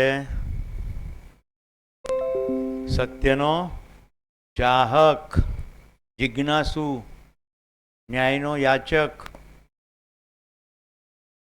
સત્ય વક્તા છે. કારણ કે સત્યનો ચાહક છે, સાચું જ બોલશે. નાના બાળકોને જો ધ્યાનથી ઓબ્ઝર્વ કરો ને તો ઘણીવાર એવું કહે કે અહીંયા ભૂખ લાગી છે અથવા કે અહીંયા ભૂખ લાગી છે. ત્યારે એવું નહીં કે મને ભૂખ લાગી છે. ધ્યાનથી સાંભળવાનું. કારણ કે એ વખતે તેની અંદર હજી થોડીક હું શરીરથી અલગ છું એવી સ્પષ્ટતા છે. દરેક નાના બાળકો રમતા હોય, માતા પિતા કચરો ના નાખે ને તો શું કહે ખબર છે? મારે 8 ભાઈઓ છે. એ શેરીમાં રમતા હોય ને બધા એના માટે ભાઈ બરાબર જ હોય અને બહેન બરાબર જ હોય. જે માતા પિતા પોતાના તરફથી કચરો ના નાખે તો બાળકમાં કોઈ જુદારું હોતું નથી. એને કાકા મામા ફુવા બધા પિતા બરાબર હતું, એક સરખો એને બધા પ્રત્યે ભાવ હોય. કેમ? આગલી શરીર યાત્રામાં સમજણના નિષ્કર્ષ સાથે આગળ વધે છે. તો હે માતાઓ અને પિતાઓ, તમારા ઘરમાં જો હવે બાળક હોય નાનું કે મોટું, તો તમે એને સંભળાવશો કે તમે એને સાંભળશો? તમારે ત્યાં એટલા માટે આવેલ છે કે એની યાત્રા આગળ વધે, એની યાત્રામાં સહયોગી થવાનું કે અટકાવવાની. આ વાત મેં કરી ચૂક્યો છું. જે બાળક મૂળે જિજ્ઞાસુ હતો, સત્યનો ચાહક હતો, સાચો કર્યા વ્યવહાર કરવાવાળો હતો, એ અત્યારે કેવો થઈ ગયો?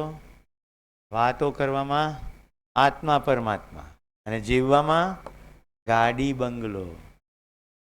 હા, આપણા બધા ડખા.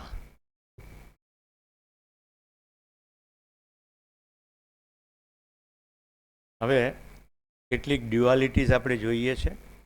એની અંદર આપણે એ જોવાની કોશિશ કરવી છે કે કેટલું માની રાખેલું એનાથી કેટલું જુદું છે. 5મી મે સૌથી પહેલાં આપણે એજ્યુકેશન જોઈ લઈએ. Education base on body.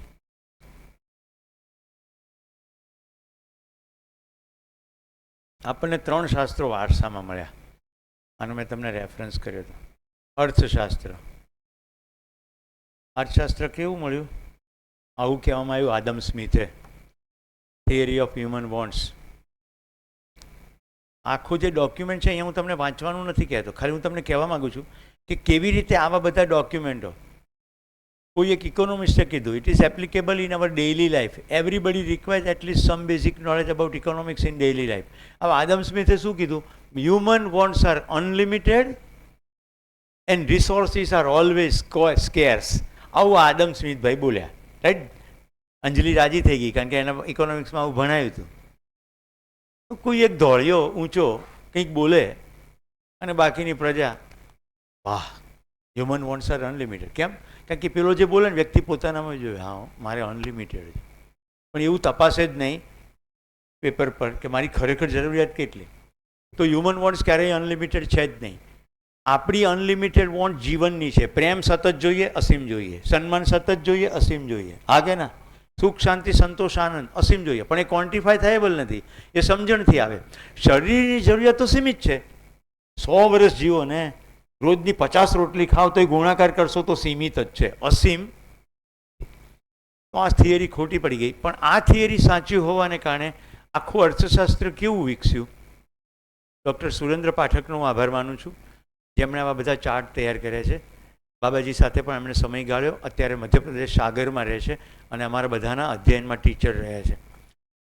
જો વસ્તુના કેન્દ્રમાં જે અર્થશાસ્ત્ર થયું એમાં લાભનો ઉન્માદ થયો. એટલે જોઈએ જોઈએ જોઈએ, મને મળે મળે મળે. યાદ કરો વૃત્તિ, પ્રિય હિત અને લાભ. તો લાભનો જ ઉન્માદ થયો. એનાથી આર્થિક અસમાનતા. આ ચાર્ટ ઉપર એરો દોરું છું, તમે ત્યાં ધ્યાન જતા જાઓ. સુવિધા સંગ્રહ અને ભોગ વધુ વધુ ભેગું કરવું. અભિજાત્ય પ્રવૃત્તિ, સારી લાગવાની પ્રવૃત્તિ. અભિજાત્ય પ્રવૃત્તિ એટલે ઘરને સુંદર પેઇન્ટ કરો. થોડા વખત પછી હવે આ નથી ગમતું એટલે પેઇન્ટ બદલી નાખો. રાઈટ? આ 2 વર્ષથી પડદા એના છે, હવે કંટાળો આવે છે એટલે બદલી નાખો. આ બધું અભિજાત્ય પ્રવૃત્તિઓ થઈ. યૌન ચેતનામાં સુખની અપેક્ષા, બધું જ ઇકોનોમિક્સ. આ યૌન ચેતના સાથે કેવી રીતે સંકળાયેલું છે? મારી વાલી બહેનો, દીકરીઓ ધ્યાનથી સાંભળજો. મોટા ભાગના પ્રોડક્ટની જાહેરાતોમાં સ્ત્રીઓનો ઉપયોગ કરવામાં આવે છે. એમના શરીર બતાવવામાં આવે, અર્ધનગ્ન શરીર બતાવવામાં આવે. હવે કાર વેચવાની છે તો કારની આગળ એક ઓછા કપડાં પહેરેલી છોકરી મૂકવામાં આવે. તમને ખ્યાલ આવે છે? એ જે ઊભી રહે છે એ પણ પોતાને શરીર માને છે. જે પોતાને શરીર માનતું હોય તો ઉપભોગની વસ્તુ થઈ ગઈ. અને પુરુષ પ્રધાન માનસિકતા હોય, નિર્ણય પુરુષોના હાથમાં હોય. તો સ્ત્રીઓને એક ચૈતન્ય એકમ ગણવાને બદલે ભોગની વસ્તુ ગણવામાં આવે. એટલે બધી જ પ્રોડક્ટની સાથે ક્યાંક ને ક્યાંક સ્ત્રી સાંકળી જાય છે. હું એ દિવસની રાહ જોઉં છું જ્યારે આપણી ફિલ્મમાં કામ કરનારી બહેનો કહેશે આજથી આ કામ બંધ, અમે પણ ચૈતન્ય છીએ, તમારા મનોરંજનની વસ્તુ નથી. ત્યારે ફરક પડવાનો શરૂ થશે. આપણા દેશમાં જ યત્ર નાર્યસ્તુ પૂજ્યંતેની વાત હતી. તો સંબંધો અર્થ કેન્દ્રિત સંબંધ છે. રાઈટ? તમારી પાસે પૈસા, મારી પાસે પૈસા, તો આપણે બેના સંબંધ. પણ તમારે ઓછા પૈસા છે તો હવે આપણે સંબંધ નહીં. તો મોટા બંગલાવાળા પરસ્પર લગ્ન કરે, રાઈટ? મોટા પૈસાવાળા પરસ્પર લગ્ન કરે તો સંબંધની અંદર સમજણ નથી, અર્થ કેન્દ્રતા છે. ઉપભોક્તાવાદી બજાર. ઉપભોક્તા કેન્દ્રમાં છે પેન લાવો, વાપરો, ફેંકી દો.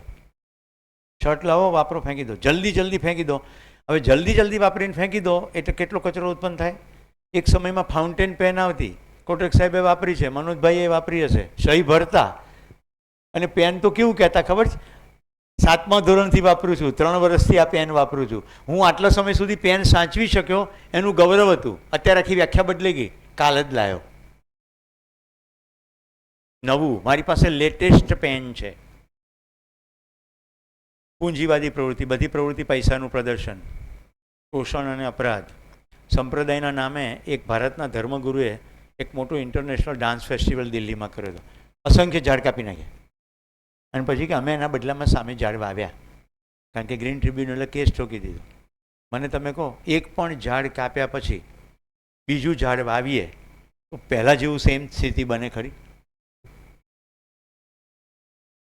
જ્યારે ઝાડ હોય ત્યારે એની સાથે પક્ષીઓ હોય, પતંગિયા હોય, ફૂદા હોય, આખી ઇકોસિસ્ટમ બનેલી હોય. એ ઝાડ કાપી નાખીએ પછી બીજું ઝાડ એ લેવલે પહોંચે કેટલા વર્ષો થાય? એક એક પત્તું ઓક્સિજન રિલીઝ કરે છે. તો ધર્મ અને સંપ્રદાયના નામે આવું બધી શોષણ અપરાધની પ્રવૃત્તિ થાય. આ થયું લાભોન્માદી અર્થશાસ્ત્ર, જેના કેન્દ્રમાં વસ્તુ છે. હું તમને ઓલ્ડ શાસ્ત્ર બતાવી રહ્યો છું. હવે સમાજશાસ્ત્ર જોઈએ. સમાજશાસ્ત્રમાં ભાઈ ડાર્વિન આવ્યો અને ડાર્વિન શું બોલ્યો ખબર છે? Survival of the fittest.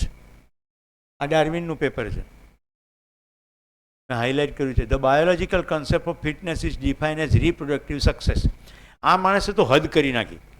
એણે એવું કીધું કે સર્વાઈવલ ઓફ ધ ફિટેસ્ટ છે તો ઠીક, પણ સર્વાઈવલમાં રિપ્રોડક્શનની જ નીડ છે. એટલે નાનું બાળક જ્યારે એની માતાનું સ્તનપાન કરે છે ત્યારે પણ સેક્સની જ ડિઝાયર છે. હવે તમે તમારી પોતાની તાકાત લગાડો. એક નાનું જન્મેલું બાળક જેને હજી પોતાના શરીરનું પણ ભાન નથી, કે એની માતાનું દૂધ પીવે છે, ત્યારે એની અંદર સેક્સની પ્રેરણા હોઈ શકે ખરી? પણ ડાર્વિનને એવું જ લાગ્યું, કારણ કે એને ચૈતન્ય પક્ષ જોયો જ નહીં, ખાલી શરીરનો પક્ષ જોયો. અને પછી ડાર્વિનની થિયરી બહુ બધી માન્યતાઓ મળી. એટલે આખું સમાજશાસ્ત્ર છે. બલશાલી જીએગા, એટલે બળ ભેગું કરો, જેટલો થાય એટલો ભોગ કરો. આ ચાર્ટ પણ પાઠક સાહેબે જ બનાવ્યો છે. જુઓ, જ્યારે ભોગોન્માદી સમાજશાસ્ત્ર હોય ત્યારે કેવું હોય? પ્રિય હિત લાભ પ્રમુખ હોય. આ ભોગ, અતિભોગ અને બહુભોગ શું છે? ભોગ એટલે સમજો ખાવું, એક ભોગ કર્યો, રાઈટ? અતિભોગ, બહુ બધું ખાવું, 2 ભજીયા નહીં તનવી, 12 ભજીયા. અને બહુભોગ, વેરાયટીના ભજીયા, રતાળુના ભજીયા, કાંદાના ભજીયા, બટાકાના ભજીયા, બીટના ભજીયા. આજે વેરાયટી છે. બહુભોગ. સુવિધા સંગ્રહ, કારણ કે બળ ભેગું કરવું છે તો બળ કેવી રીતે? તો પૈસા ભેગા કરો, બેંક બેલેન્સ વધારે કરો, ઘરમાં વસ્તુઓ ભેગી કરો. ઇન્દ્રિય સુખાપેક્ષા, મારી 5 ઇન્દ્રિયોમાંથી મને સુખ મળશે એના માટેની વેરાયટી શોધી કાઢો. વિચિત્ર લાગશે પણ પશ્ચિમના દેશોમાં બધી જ પ્રકારની અનુકૂળતાનો ભોગ પૂરો નહીં પડ્યો ને તો હવે વિચિત્રતા શરૂ થઈ જાય. એ વ્યક્તિ જાય, સંપૂર્ણ શરીરે નગ્ન થાય અને બીજાને કહે કે તમે મને ફટકારો. ફટકાર એટલે લોહી નીકળે, શરીરમાં પીડા થાય.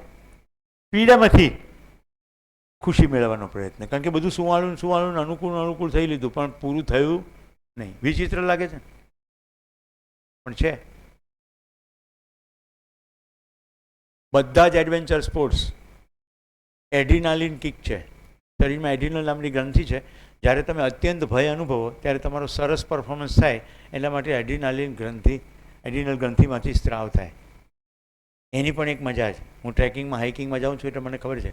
જ્યારે રિસ્કમાંથી પસાર થાવ તો પર્વતારોહણનો શોખ હોય કે ઉપરથી નીચે ઠેકડો મારવાનો શોખ હોય, આ બધી જ પ્રવૃત્તિ એક પ્રકારે સૂક્ષ્મ રીતે જુઓ તો હવે સુખી થવાની જ પ્રવૃત્તિ છે. આકાશમાંથી કૂદકો મારીએ અને જો પેરાશૂટ ના ખુલે તો તમે કોઈ જશો વિદેશમાં તો એક બંજી જમ્પિંગ શરૂ થયું છે. સાવ પ્રકૃતિથી બિલકુલ ઉલટું. ટાંટિયામાં દોરડા બાંધે અને ઉપરથી નીચે કૂદકો મારવાનો, એટલે માથું નીચે, ટાંટિયા ઉપર. તમને ખબર છે એમાંથી ઘણાને કરોડરજ્જુની પરમેનન્ટ ઈજા થઈ જાય. એ થોડા કહેવા આવે, જે ગયા હોય એ પછી કહે બધાને બહુ મજા આવી એટલે બીજોય જાય. તો એ જ રીતે વિલાસિતા, દેખાવનું પ્રદર્શન, રાઈટ, નવા નવું વસ્તુ લાવીને બીજાની સામે દેખાડો કરવો, પ્રલોભન, ચમક ધમક. કન્ઝ્યુમરિઝમ એટલે ઉપભોક્તાવાદ. કન્ઝ્યુમરિઝમ જો એની નીચે જુઓ, જાતિ ને સંપ્રદાય. ગુજરાત સમાચારમાં એક સમાચાર હતા કે કોઈ અમુક જ્ઞાતિનો માણસ ઘોડા ઉપર બેઠો એટલે બીજી જ્ઞાતિના માણસોએ ભેગા થઈને એને પાડ્યો ને માર્યો. તારાથી ઘોડા ઉપર બેસાય જ કેમ? ઘોડા ઉપર બેસવાનો તો અધિકાર અમારો જ છે.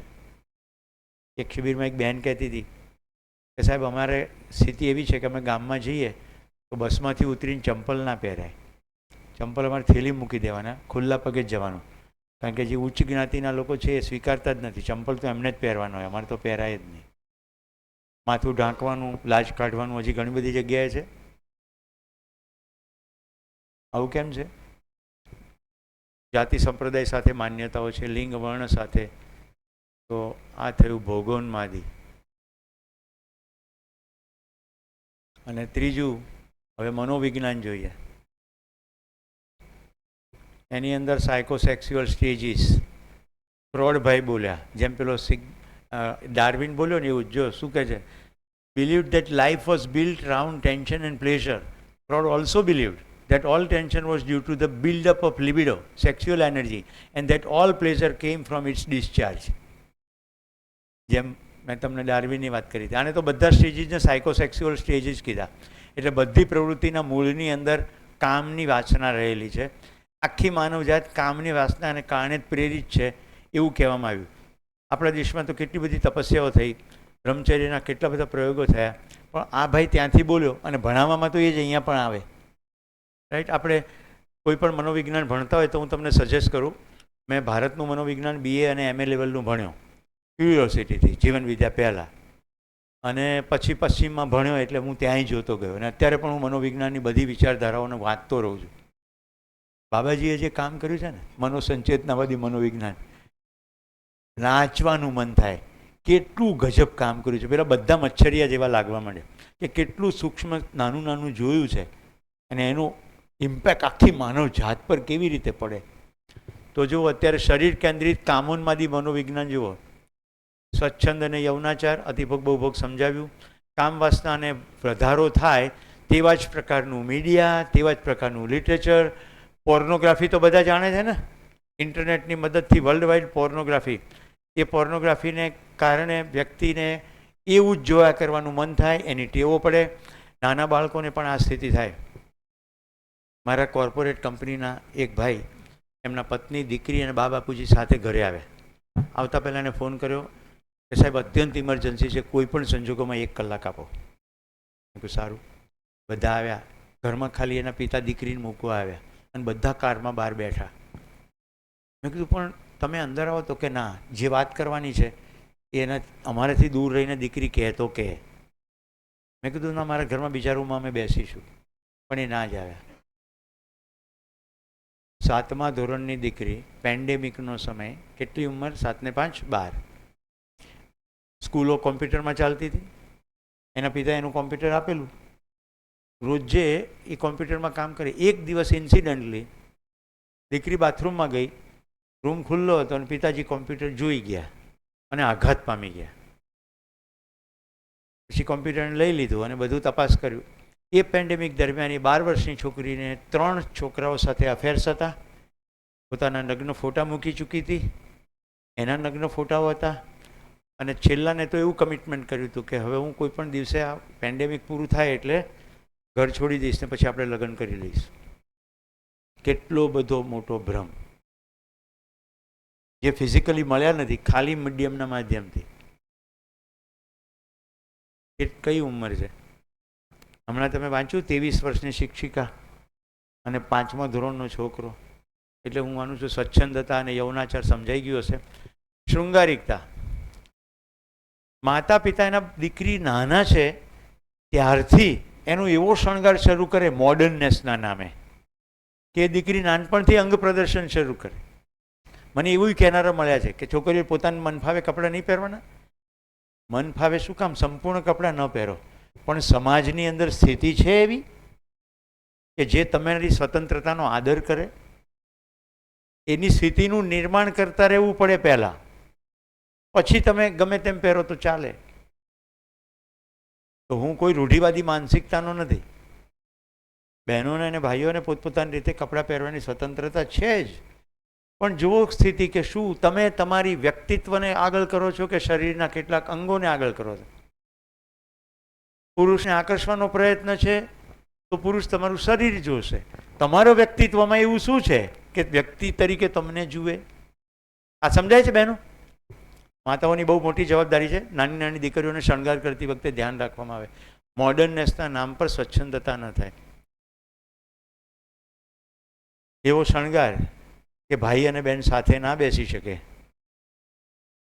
એવી ફિલ્મો કે સપરિવાર સાથે જોઈ ના શકે, એવું જો સમાજમાં ચાલ્યા કરે તો પછી આ કામોન્માદી મનોવિજ્ઞાનનો પ્રચાર છે એવું થાય.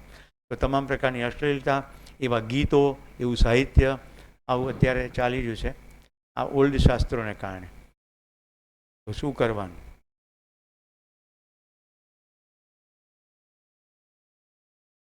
મેં જે સમીક્ષા કરી એનું ગુજરાતીમાં પ્રેઝન્ટેશન પણ સરળ બનાવ્યું છે. હજી આ બધાને મેહુલભાઈનો હાથ અડ્યો નથી.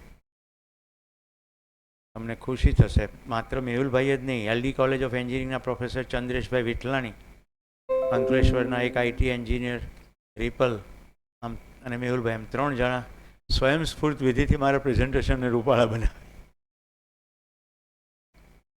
તો શિક્ષણની વર્તમાન પ્રક્રિયા કેવી છે? અર્થશાસ્ત્ર, સમાજશાસ્ત્ર અને મનોવિજ્ઞાન, જે મેં તમને બતાવ્યું.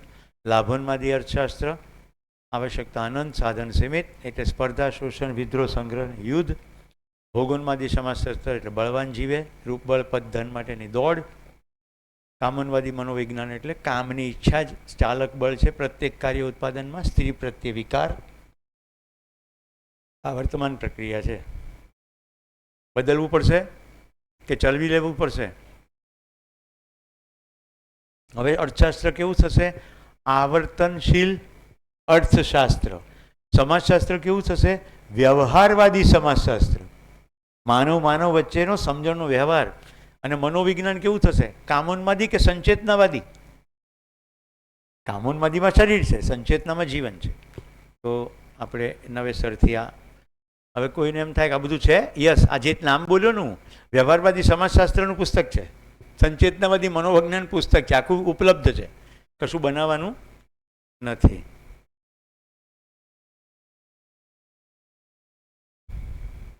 સાત સંબંધ આપણે જોઈ લીધા છે.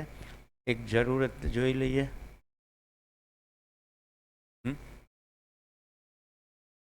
આપણે આ બ્રેકમાં આપી દઈએ. જીવન વિદ્યા એક પરિચય અને વિકલ્પ. બહુ સરસ. ચલો એનો રેફરન્સ કરી દઉં. બધા પુસ્તકો છે, બહુ સરસ. જીવન વિદ્યાનું જેટલું વિષય વસ્તુ છે એનો આ પરિચય શિબિર છે. આ જીવન વિદ્યાનું શિબિર નથી. બોલચાલની ભાષામાં જીવન વિદ્યા શિબિર બોલીએ છીએ. જીવન વિદ્યા પરિચય શિબિર. આખું જીવન વિદ્યાનું ડિટેલ કુલ 14 પુસ્તકોમાં ઉપલબ્ધ છે. એમાં મુખ્ય પુસ્તકો 12 છે. એમાંના આજે 2 પુસ્તકો તમારી સામે અને આખો સેટ બધું ઉપલબ્ધ છે. ગિરીશભાઈ પહેલેથી જ મેળવી રાખ્યું છે. મારી તમને ભલામણ છે, જીવન વિદ્યા એક પરિચય એ પુસ્તક અને વિકલ્પ અધ્યબિંદુ એક સામુદાયિક, આ 2 પુસ્તક બેર મિનિમમ લઈ જજો જો તમને હવે આમાં આગળ વધવાનું મન બની ગયું હોય. આ એક. બીજું ગ્રુપમાં લિંક મૂકવામાં આવી છે જ્ઞાનોદય ગોષ્ઠીની. આ એક લિંક છે. બીજી ગિરીશભાઈ જરૂર પ્રમાણે મૂકશે. એ ગ્રુપ 7:30 સવારે 8:30 ચાલે છે, સોમથી શુક્ર 1 કલાક. અત્યારે રાજકોટના ચેતનાબેન એની અંદર માનવ વ્યવહાર દર્શન ભણાવી રહ્યા છે. 1 કલાકની અંદર કોઈ સૂત્ર સમજાવવામાં આવે છે, તમારા પ્રશ્નોનો ઉત્તર મળે છે અને તમે વધુને વધુ માનવ વ્યવહાર સમજતા જઈ શકો છો. તો માનવ વ્યવહાર દર્શન, કર્મ દર્શન, અનુભવ દર્શન, હમણાં કહ્યું તેમ વ્યવહારવાદી સમાજશાસ્ત્ર, આવર્તનશીલ અર્થશાસ્ત્ર, સંચેતનાવાદી મનોવિજ્ઞાન, એ જ રીતે અનુભવાત્મક અધ્યાત્મવાદ, રાઈટ, આવી રીતે વાદ, દર્શન અને શાસ્ત્ર પુસ્તકો ક્રમશઃ ભણાવાય છે. જેમ આ ક્લાસ છે એમ એ પણ ક્લાસ છે. પછી તમને મન થઈ જાય કે આ ઓનલાઈન નથી કરવું, તો એકદમ નજીકની અંદર જે થવા જઈ રહ્યું છે કહું, કાલનો દિવસ રજા, રાઈટ, ઘર બર સમેટી લો, ફ્રીજ હરખું કરવું હોય કરી લો, પરમ દિવસે પારસભાઈ કાલરિયા આવશે વિસનગરથી, અને અહીંયા અધ્યયન બિંદુ જે પુસ્તકની મેં વાત કરી, અધ્યયન બિંદુ વિકલ્પ, તો પરમાણુના સ્તરે રચના, પરમાણુની અંદર વિકિરણીયતા, રેડિયેશન, એટલું ઝીણવટથી સમજાવશે. જીવન ક્રિયાઓની અંદર પણ ખૂબ ઊંડું ડિટેલિંગ થશે. તો અધ્યયન બિંદુનું અધ્યયન શિબિર અહીંયા થશે. આવી રીતે જ ક્લાસ ચાલશે. તો આ પરિચય થયો પછી એનું હવે ડિટેલિંગ ચાલશે.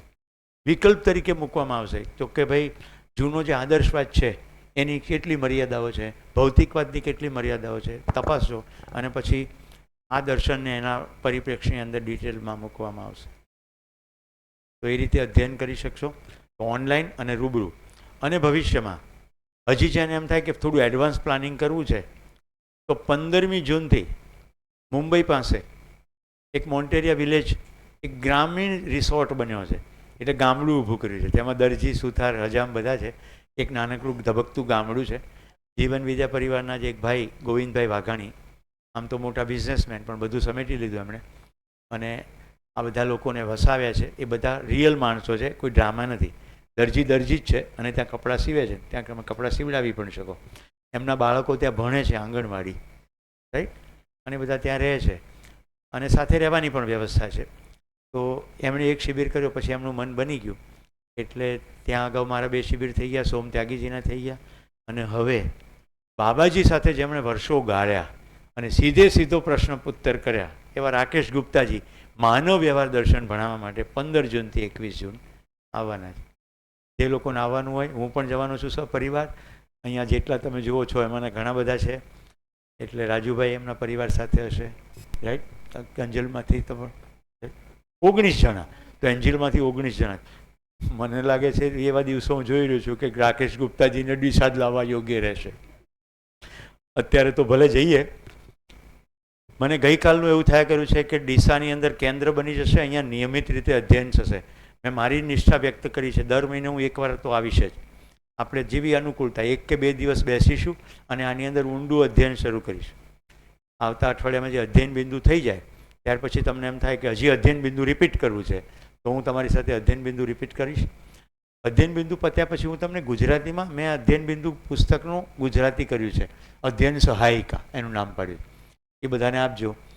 તો એ આવી રીતે તમે અધ્યયનમાં આગળ વધી શકશો.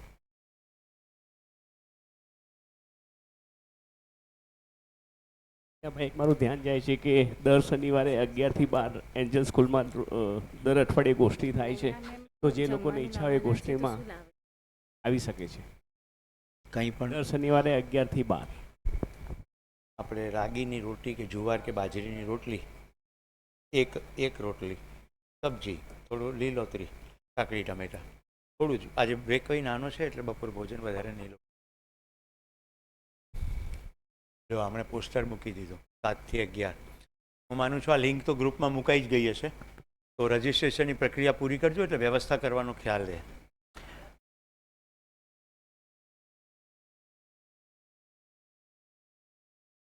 શાળામાં ઓલરેડી અમે સ્કૂલમાં બધા શિક્ષક મિત્રોને બધા બેસી છે ભાઈ બહેનો. દર શનિવારે 11 થી 12 1 કલાક, અને ચોથા શનિવારે સવારે 7:20 થી લઈને 1 વાગ્યા સુધી. એટલે ઓલરેડી આ ઓપન જ છે. એવું નથી કે અમારા શિક્ષક ભાઈ બહેનો માટે જ છે, સમાજમાંથી પણ જેને આવવું હોય એના માટે ઓપન છે. એ રોજનું એક તો CVMS સેલ પણ ચાલે છે અમારી સ્કૂલમાં. એમાં અમે 1.5 કલાક બેસીએ છીએ, 9 થી લઈને 10:30. તો રોજનું 9 થી 10:30, સોમથી લઈને શુક્ર. શનિવારે 1 કલાક અને ચોથા શનિવારે 7:20 થી લઈને 1 વાગ્યા સુધીથી. આટલા પ્રોગ્રામ અમારા આટલા પ્રોગ્રામ અહીંયા સ્કૂલમાં આપણા ચાલે છે. એટલે એમાંથી જેની અંદર જેને જોડાવવું હોય મોસ્ટ વેલકમ છે. ધન્યવાદ. ઓકે, આગળ ચાલીએ. તો હવે કેટલીક વસ્તુઓ સમરી જેવી છે. જીવવું હવે નક્કી થઈ ગયું.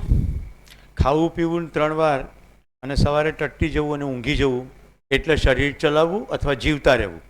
જીવવું એટલે ઉત્સવપૂર્વક, મોજે દરિયા બોલીએ છે પણ મોજ છે તો ઉત્સવ હોય તો જીવ્યા ખુશીપૂર્વક. કેવી ખુશી? ભૂતકાળની પીડાથી મુક્ત, ભવિષ્યની ચિંતાથી મુક્ત, અને વર્તમાનનો કોઈ વિરોધ પણ નહીં, અને લક્ષ્યપૂર્વક. તો આ છે જીવવું. લક્ષપૂર્વક જીવવું હોય તો કયું લક્ષ્ય? આ આપણું લક્ષ્ય છે. સુખ મળે તો જ મારી જરૂરિયાત પૂરી થાય, કારણ કે સતત સુખ પામવાનું લક્ષ્ય છે. મારી જરૂરિયાત કેટલી? આટલી. શરીરને રોટી કપડાં મકાન, કાર મોબાઈલ ટીવી, આહાર આવાસ અલંકાર, દૂરગમન દૂરદર્શન દૂરશ્રવણ. પણ મને શું જોઈએ? સ્વયંમાં વિશ્વાસ એટલે સુખ. એટલે પ્રશ્નો છે તો સમાધાન છે, અને પ્રશ્નો અત્યારે નથી, ભવિષ્યમાં થશે તો સમાધાન મેળવી લઈશ, આવો મારામાં વિશ્વાસ છે. સંબંધોમાં તૃપ્તિ ક્યારે થાય? અભાવનો અભાવ હોય, નહીં તો ખેંચમતાણ. ઘરમાં ડાયલોગ એ જ છે, શું ખાઈશું, ક્યારે લાવીશું, ક્યાં જઈશું, આપણી બે વચ્ચે શું છે એની વાત થઈ રહી નથી, તો સંબંધમાં તૃપ્તિ ના આવે. એ જ રીતે સમાજમાં સુરક્ષા એટલે સંતોષ, એવી વ્યવસ્થાઓ થઈ ગઈ, અને પ્રકૃતિમાં સંતુલન એટલે આનંદ. આ મને જોઈએ. તો મારું લક્ષ્ય આ છે.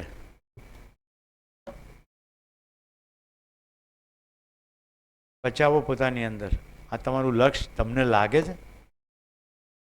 આ નિરંતરતામાં છે કે મને સ્વયંમાં સુખ જોઈએ, મારા પરિવારમાં સમૃદ્ધિનો ભાવ જોઈએ. જે લોકોએ પહેલે દિવસે એક્સરસાઇઝ નથી કરી એ આજે જઈને જરૂર કરે. પરિવારમાં ભેગા બેસીને જુઓ કે હવે આપણે કેટલું જોઈએ છે, અથવા જેટલું છે એમાં જોઈતું હોય વધારાનું તો એ મળે એવી સગવડ છે. દાખલા તરીકે કમાતા હો તો પગાર આવતો હોય ને કે ભાઈ અત્યારે ઘરમાં મિક્સર નથી, અંજલિ કહે છે એક મિક્સર લેવાનું છે, તો જુઓ કે આવતા મહિનાના પગારમાં આવી જશે, ફાઇન. તો પછી અત્યારથી એની બળતર કરવાની કંઈ જરૂર નથી.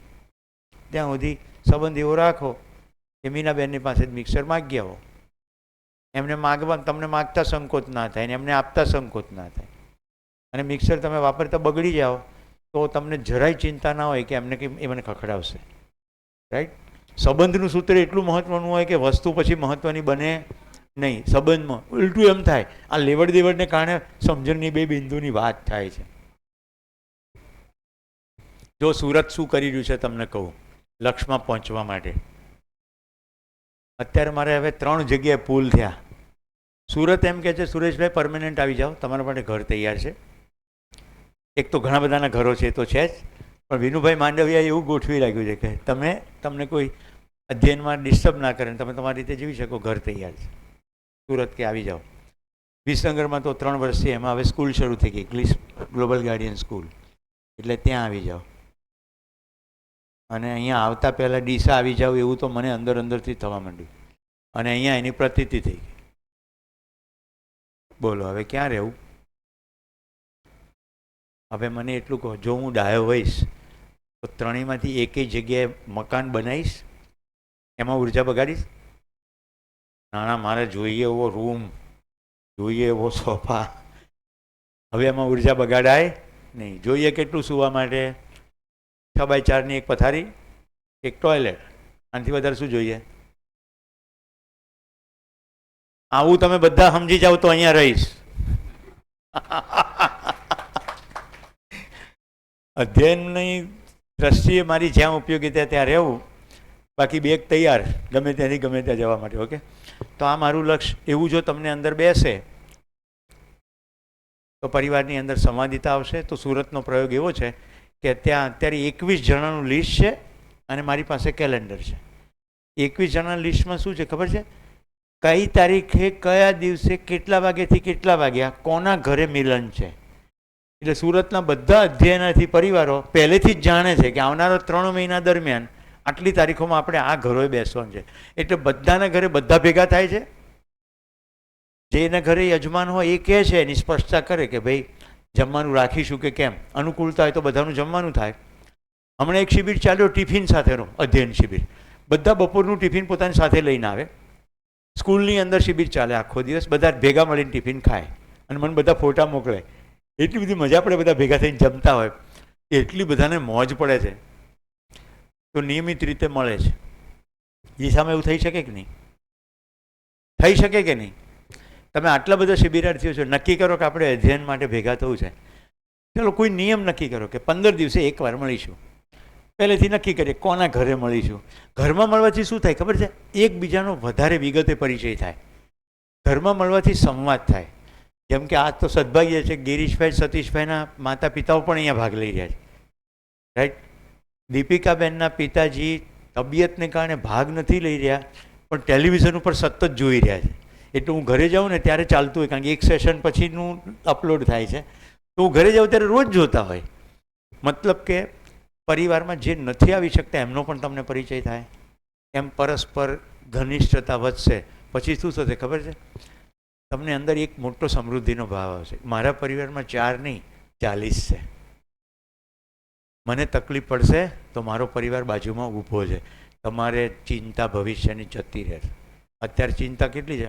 આટલા જ. કોણ મારું કરશે? કારણ કે બધા સ્વાર્થના સંબંધો હોય એટલે ડર રહે ને, આને કહેવાય કે ના કહેવાય. પછી તમને એમ થશે કે આ તો મારો ભાઈ છે ને, એને નહીં કહું તો કોને કહીશ? તો તમે તમારી પીડા વ્યથા બધું કહેશો. તો આવી રીતે પરિવાર ઊભો કરીએ. આ લક્ષ્ય સ્વીકારાય તો માનવનું લક્ષ્ય, માનવ એટલે શરીર સાથે, તો તમામને સમાધાન, તમામની સમૃદ્ધિ, તમામને અભય અને પ્રકૃતિમાં સંતુલન એટલે સહઅસ્તિત્વ. ક્લિયર? સુખ શાંતિ સંતોષ આનંદ જીવનનું લક્ષ્ય તમામને મળે એ માનવનું લક્ષ્ય. શરીરની જરૂરિયાતો પૂરી કરવા શું જોઈએ? સુવિધાઓ સંપૂર્વક ઉત્પાદનથી મળે. આ શિબિરનો સાર કરી રહ્યો છે. સંપૂર્વક ઉત્પાદનથી મળે. તમામ વસ્તુ પ્રકૃતિમાંથી મફત જ મળે છે. મારી જરૂરિયાત પૂરી કરવા શું જોઈએ? સુખ. એ મળે સમજણ. કેટલી સમજણ જોઈએ? સ્વયંની સમજણ, પરિવારની સમજણ, સમાજની સમજણ, પ્રકૃતિની સમજણ. સતત જોઈએ કે શિબિરમાં જ જોઈએ? સતત જોઈએ. એટલે સમજીને પ્રમાણે જીવવું હોય તો સતત એ હોવું જોઈએ. હમણાં શિબિરમાં છીએ ને પછી અભિબોલા અભિફોક, અહીંથી બહાર નીકળ્યા પછી કૂતરો બેઠો હોય ને પૂંછડી પર પગ મૂકીએ તો આપણને કંઈ સમજાયું નથી. તો હવે આપણે થોડીક ભ્રામિક માન્યતાઓ ચાલી રહી છે એ જોઈ લઈએ. હું શરીર છું એને સંબંધે બધી માન્યતાઓ છે, પણ હું શરીરથી અલગ છું. એના માટે આ વિડીયો જો મેં કાલ તમને કીધું. गुरु की नगरी अमृतसर के ऐसे दो તમારા મનમાં જમણો હાથ ઉપર કરવો એ જે છે, કોઈકને આટલો છે, કોઈકની સ્વીકૃતિમાં આટલો છે, કોઈકનો તો વળી આટલો છે. જેની જેવી સ્વીકૃતિ એ પ્રમાણે તે હાથ ઉપર કરે. બ્રેઇન બાકીનું બધું કમાન્ડ ફોલો કરે, મસલ ખેંચવો વગેરે, રાઈટ? એટલે આવી રીતે આપણે શરીર ચલાવીએ છીએ. તો આપણે મોન્ટુ સોનું મોનુની दो जिंद एक जान है सोना मोना पाजी सत श्री अकाल ਸਤਿ ਸ਼੍ਰੀ ਅਕਾਲ ਜੀ ਸਾਰਿਆਂ ਨੂੰ और पाजी पूरी बल्ले बल्ले ਕੀਤੀ ਹੋਈ ਤੁਸੀਂ ਅੰਮ੍ਰਿਤਸਰ 'ਚ ਹਾਂ ਬਿਲकुल जी बिल्कुल और अच्छा इनका और मेरा प्रॉमिस हुआ है कि ये मेरे को बड़ी खास जगह पर लेकर जाने वाले हैं जहां पर चाय पियोगे पाजी ਬਿਲकुਲ ਜੀ ਚਾਹ ਵੀ ਪੀਵਾਂਗੇ ਤੇ ਨਾਲ ਹੀ ਆਪਣਾ bakery ਉੱਥੇ ਤੋਂ ਬਣੇ ਬੇਕਰੀ ਦੇ ਉੱਤੇ ਬਹੁਤ ਕੁਝ ਪੇਸਟਰੀਆਂ ਹਾਂ। ਬਿਸਕੁਟ ਸਾਡੇ ਜਿਹੜੇ ਬੜੇ ਤੁਸੀਂ ਕਦੇ ਸਵਾਦ ਹੀ ਨਹੀਂ ਵੇਖਿਆ ਹੋਊਗਾ और भी खावांगे ਉਹ ਵੀ ਜ਼ਰੂਰ ਖਾਵਾਂਗੇ और पाजी लागे है कि दूर है ਬਿਲਕੁਲ ਲੱਗੇ ਲੱਗੇ ਜੀ ਨਿਊ ਆਓ ਚੱਲਦੇ ਹਾਂ ਆਪਾਂ ਨਿਊ चलिए पाजी ਜੀ ਬਿਲकुल ਤੇ ਚੱਲੀਏ ਕਿੱਦਾਂ ਜਾਣਾ ਆਪਾਂ ਗੱਡੀ ਤੇ ਚੱਲਦੇ ਹਾਂ पाजी ਮੈਨੂੰ ਜਾਜ ਨਹੀਂ ਹੈਗੀ ਗੱਡੀ ਦੀ ਕੋਈ ਨਹੀਂ ਇਹੀ ਲੈ ਕੇ ਚੱਲਦੇ ਹਾਂ चला लोगे ਬਿਲकुल ਚਲੋ ਚੱਲੀਏ क्या बात है जी तो चलिए चलते हैं जी सोना और मोना के साथ गुरु की नगरी अमृतसर में चाय पीने के लिए और चलो जी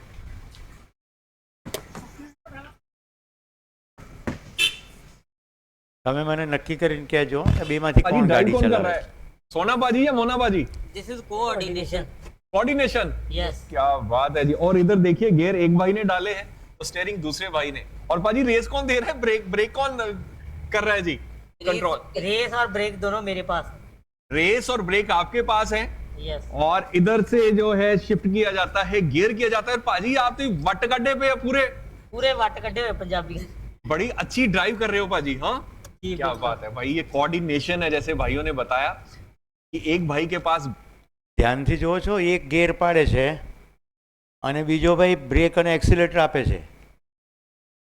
તો બે જીવન છે, બે જીવન વચ્ચે કેટલી સંવાદિતા છે. આમાં સહેજ બી ગડબડી થાય તો અકસ્માત થાય કે નહીં? પૂછવું પડે કે હવે તું ગેર પાડ. આ જીવનનો મહિમા છે.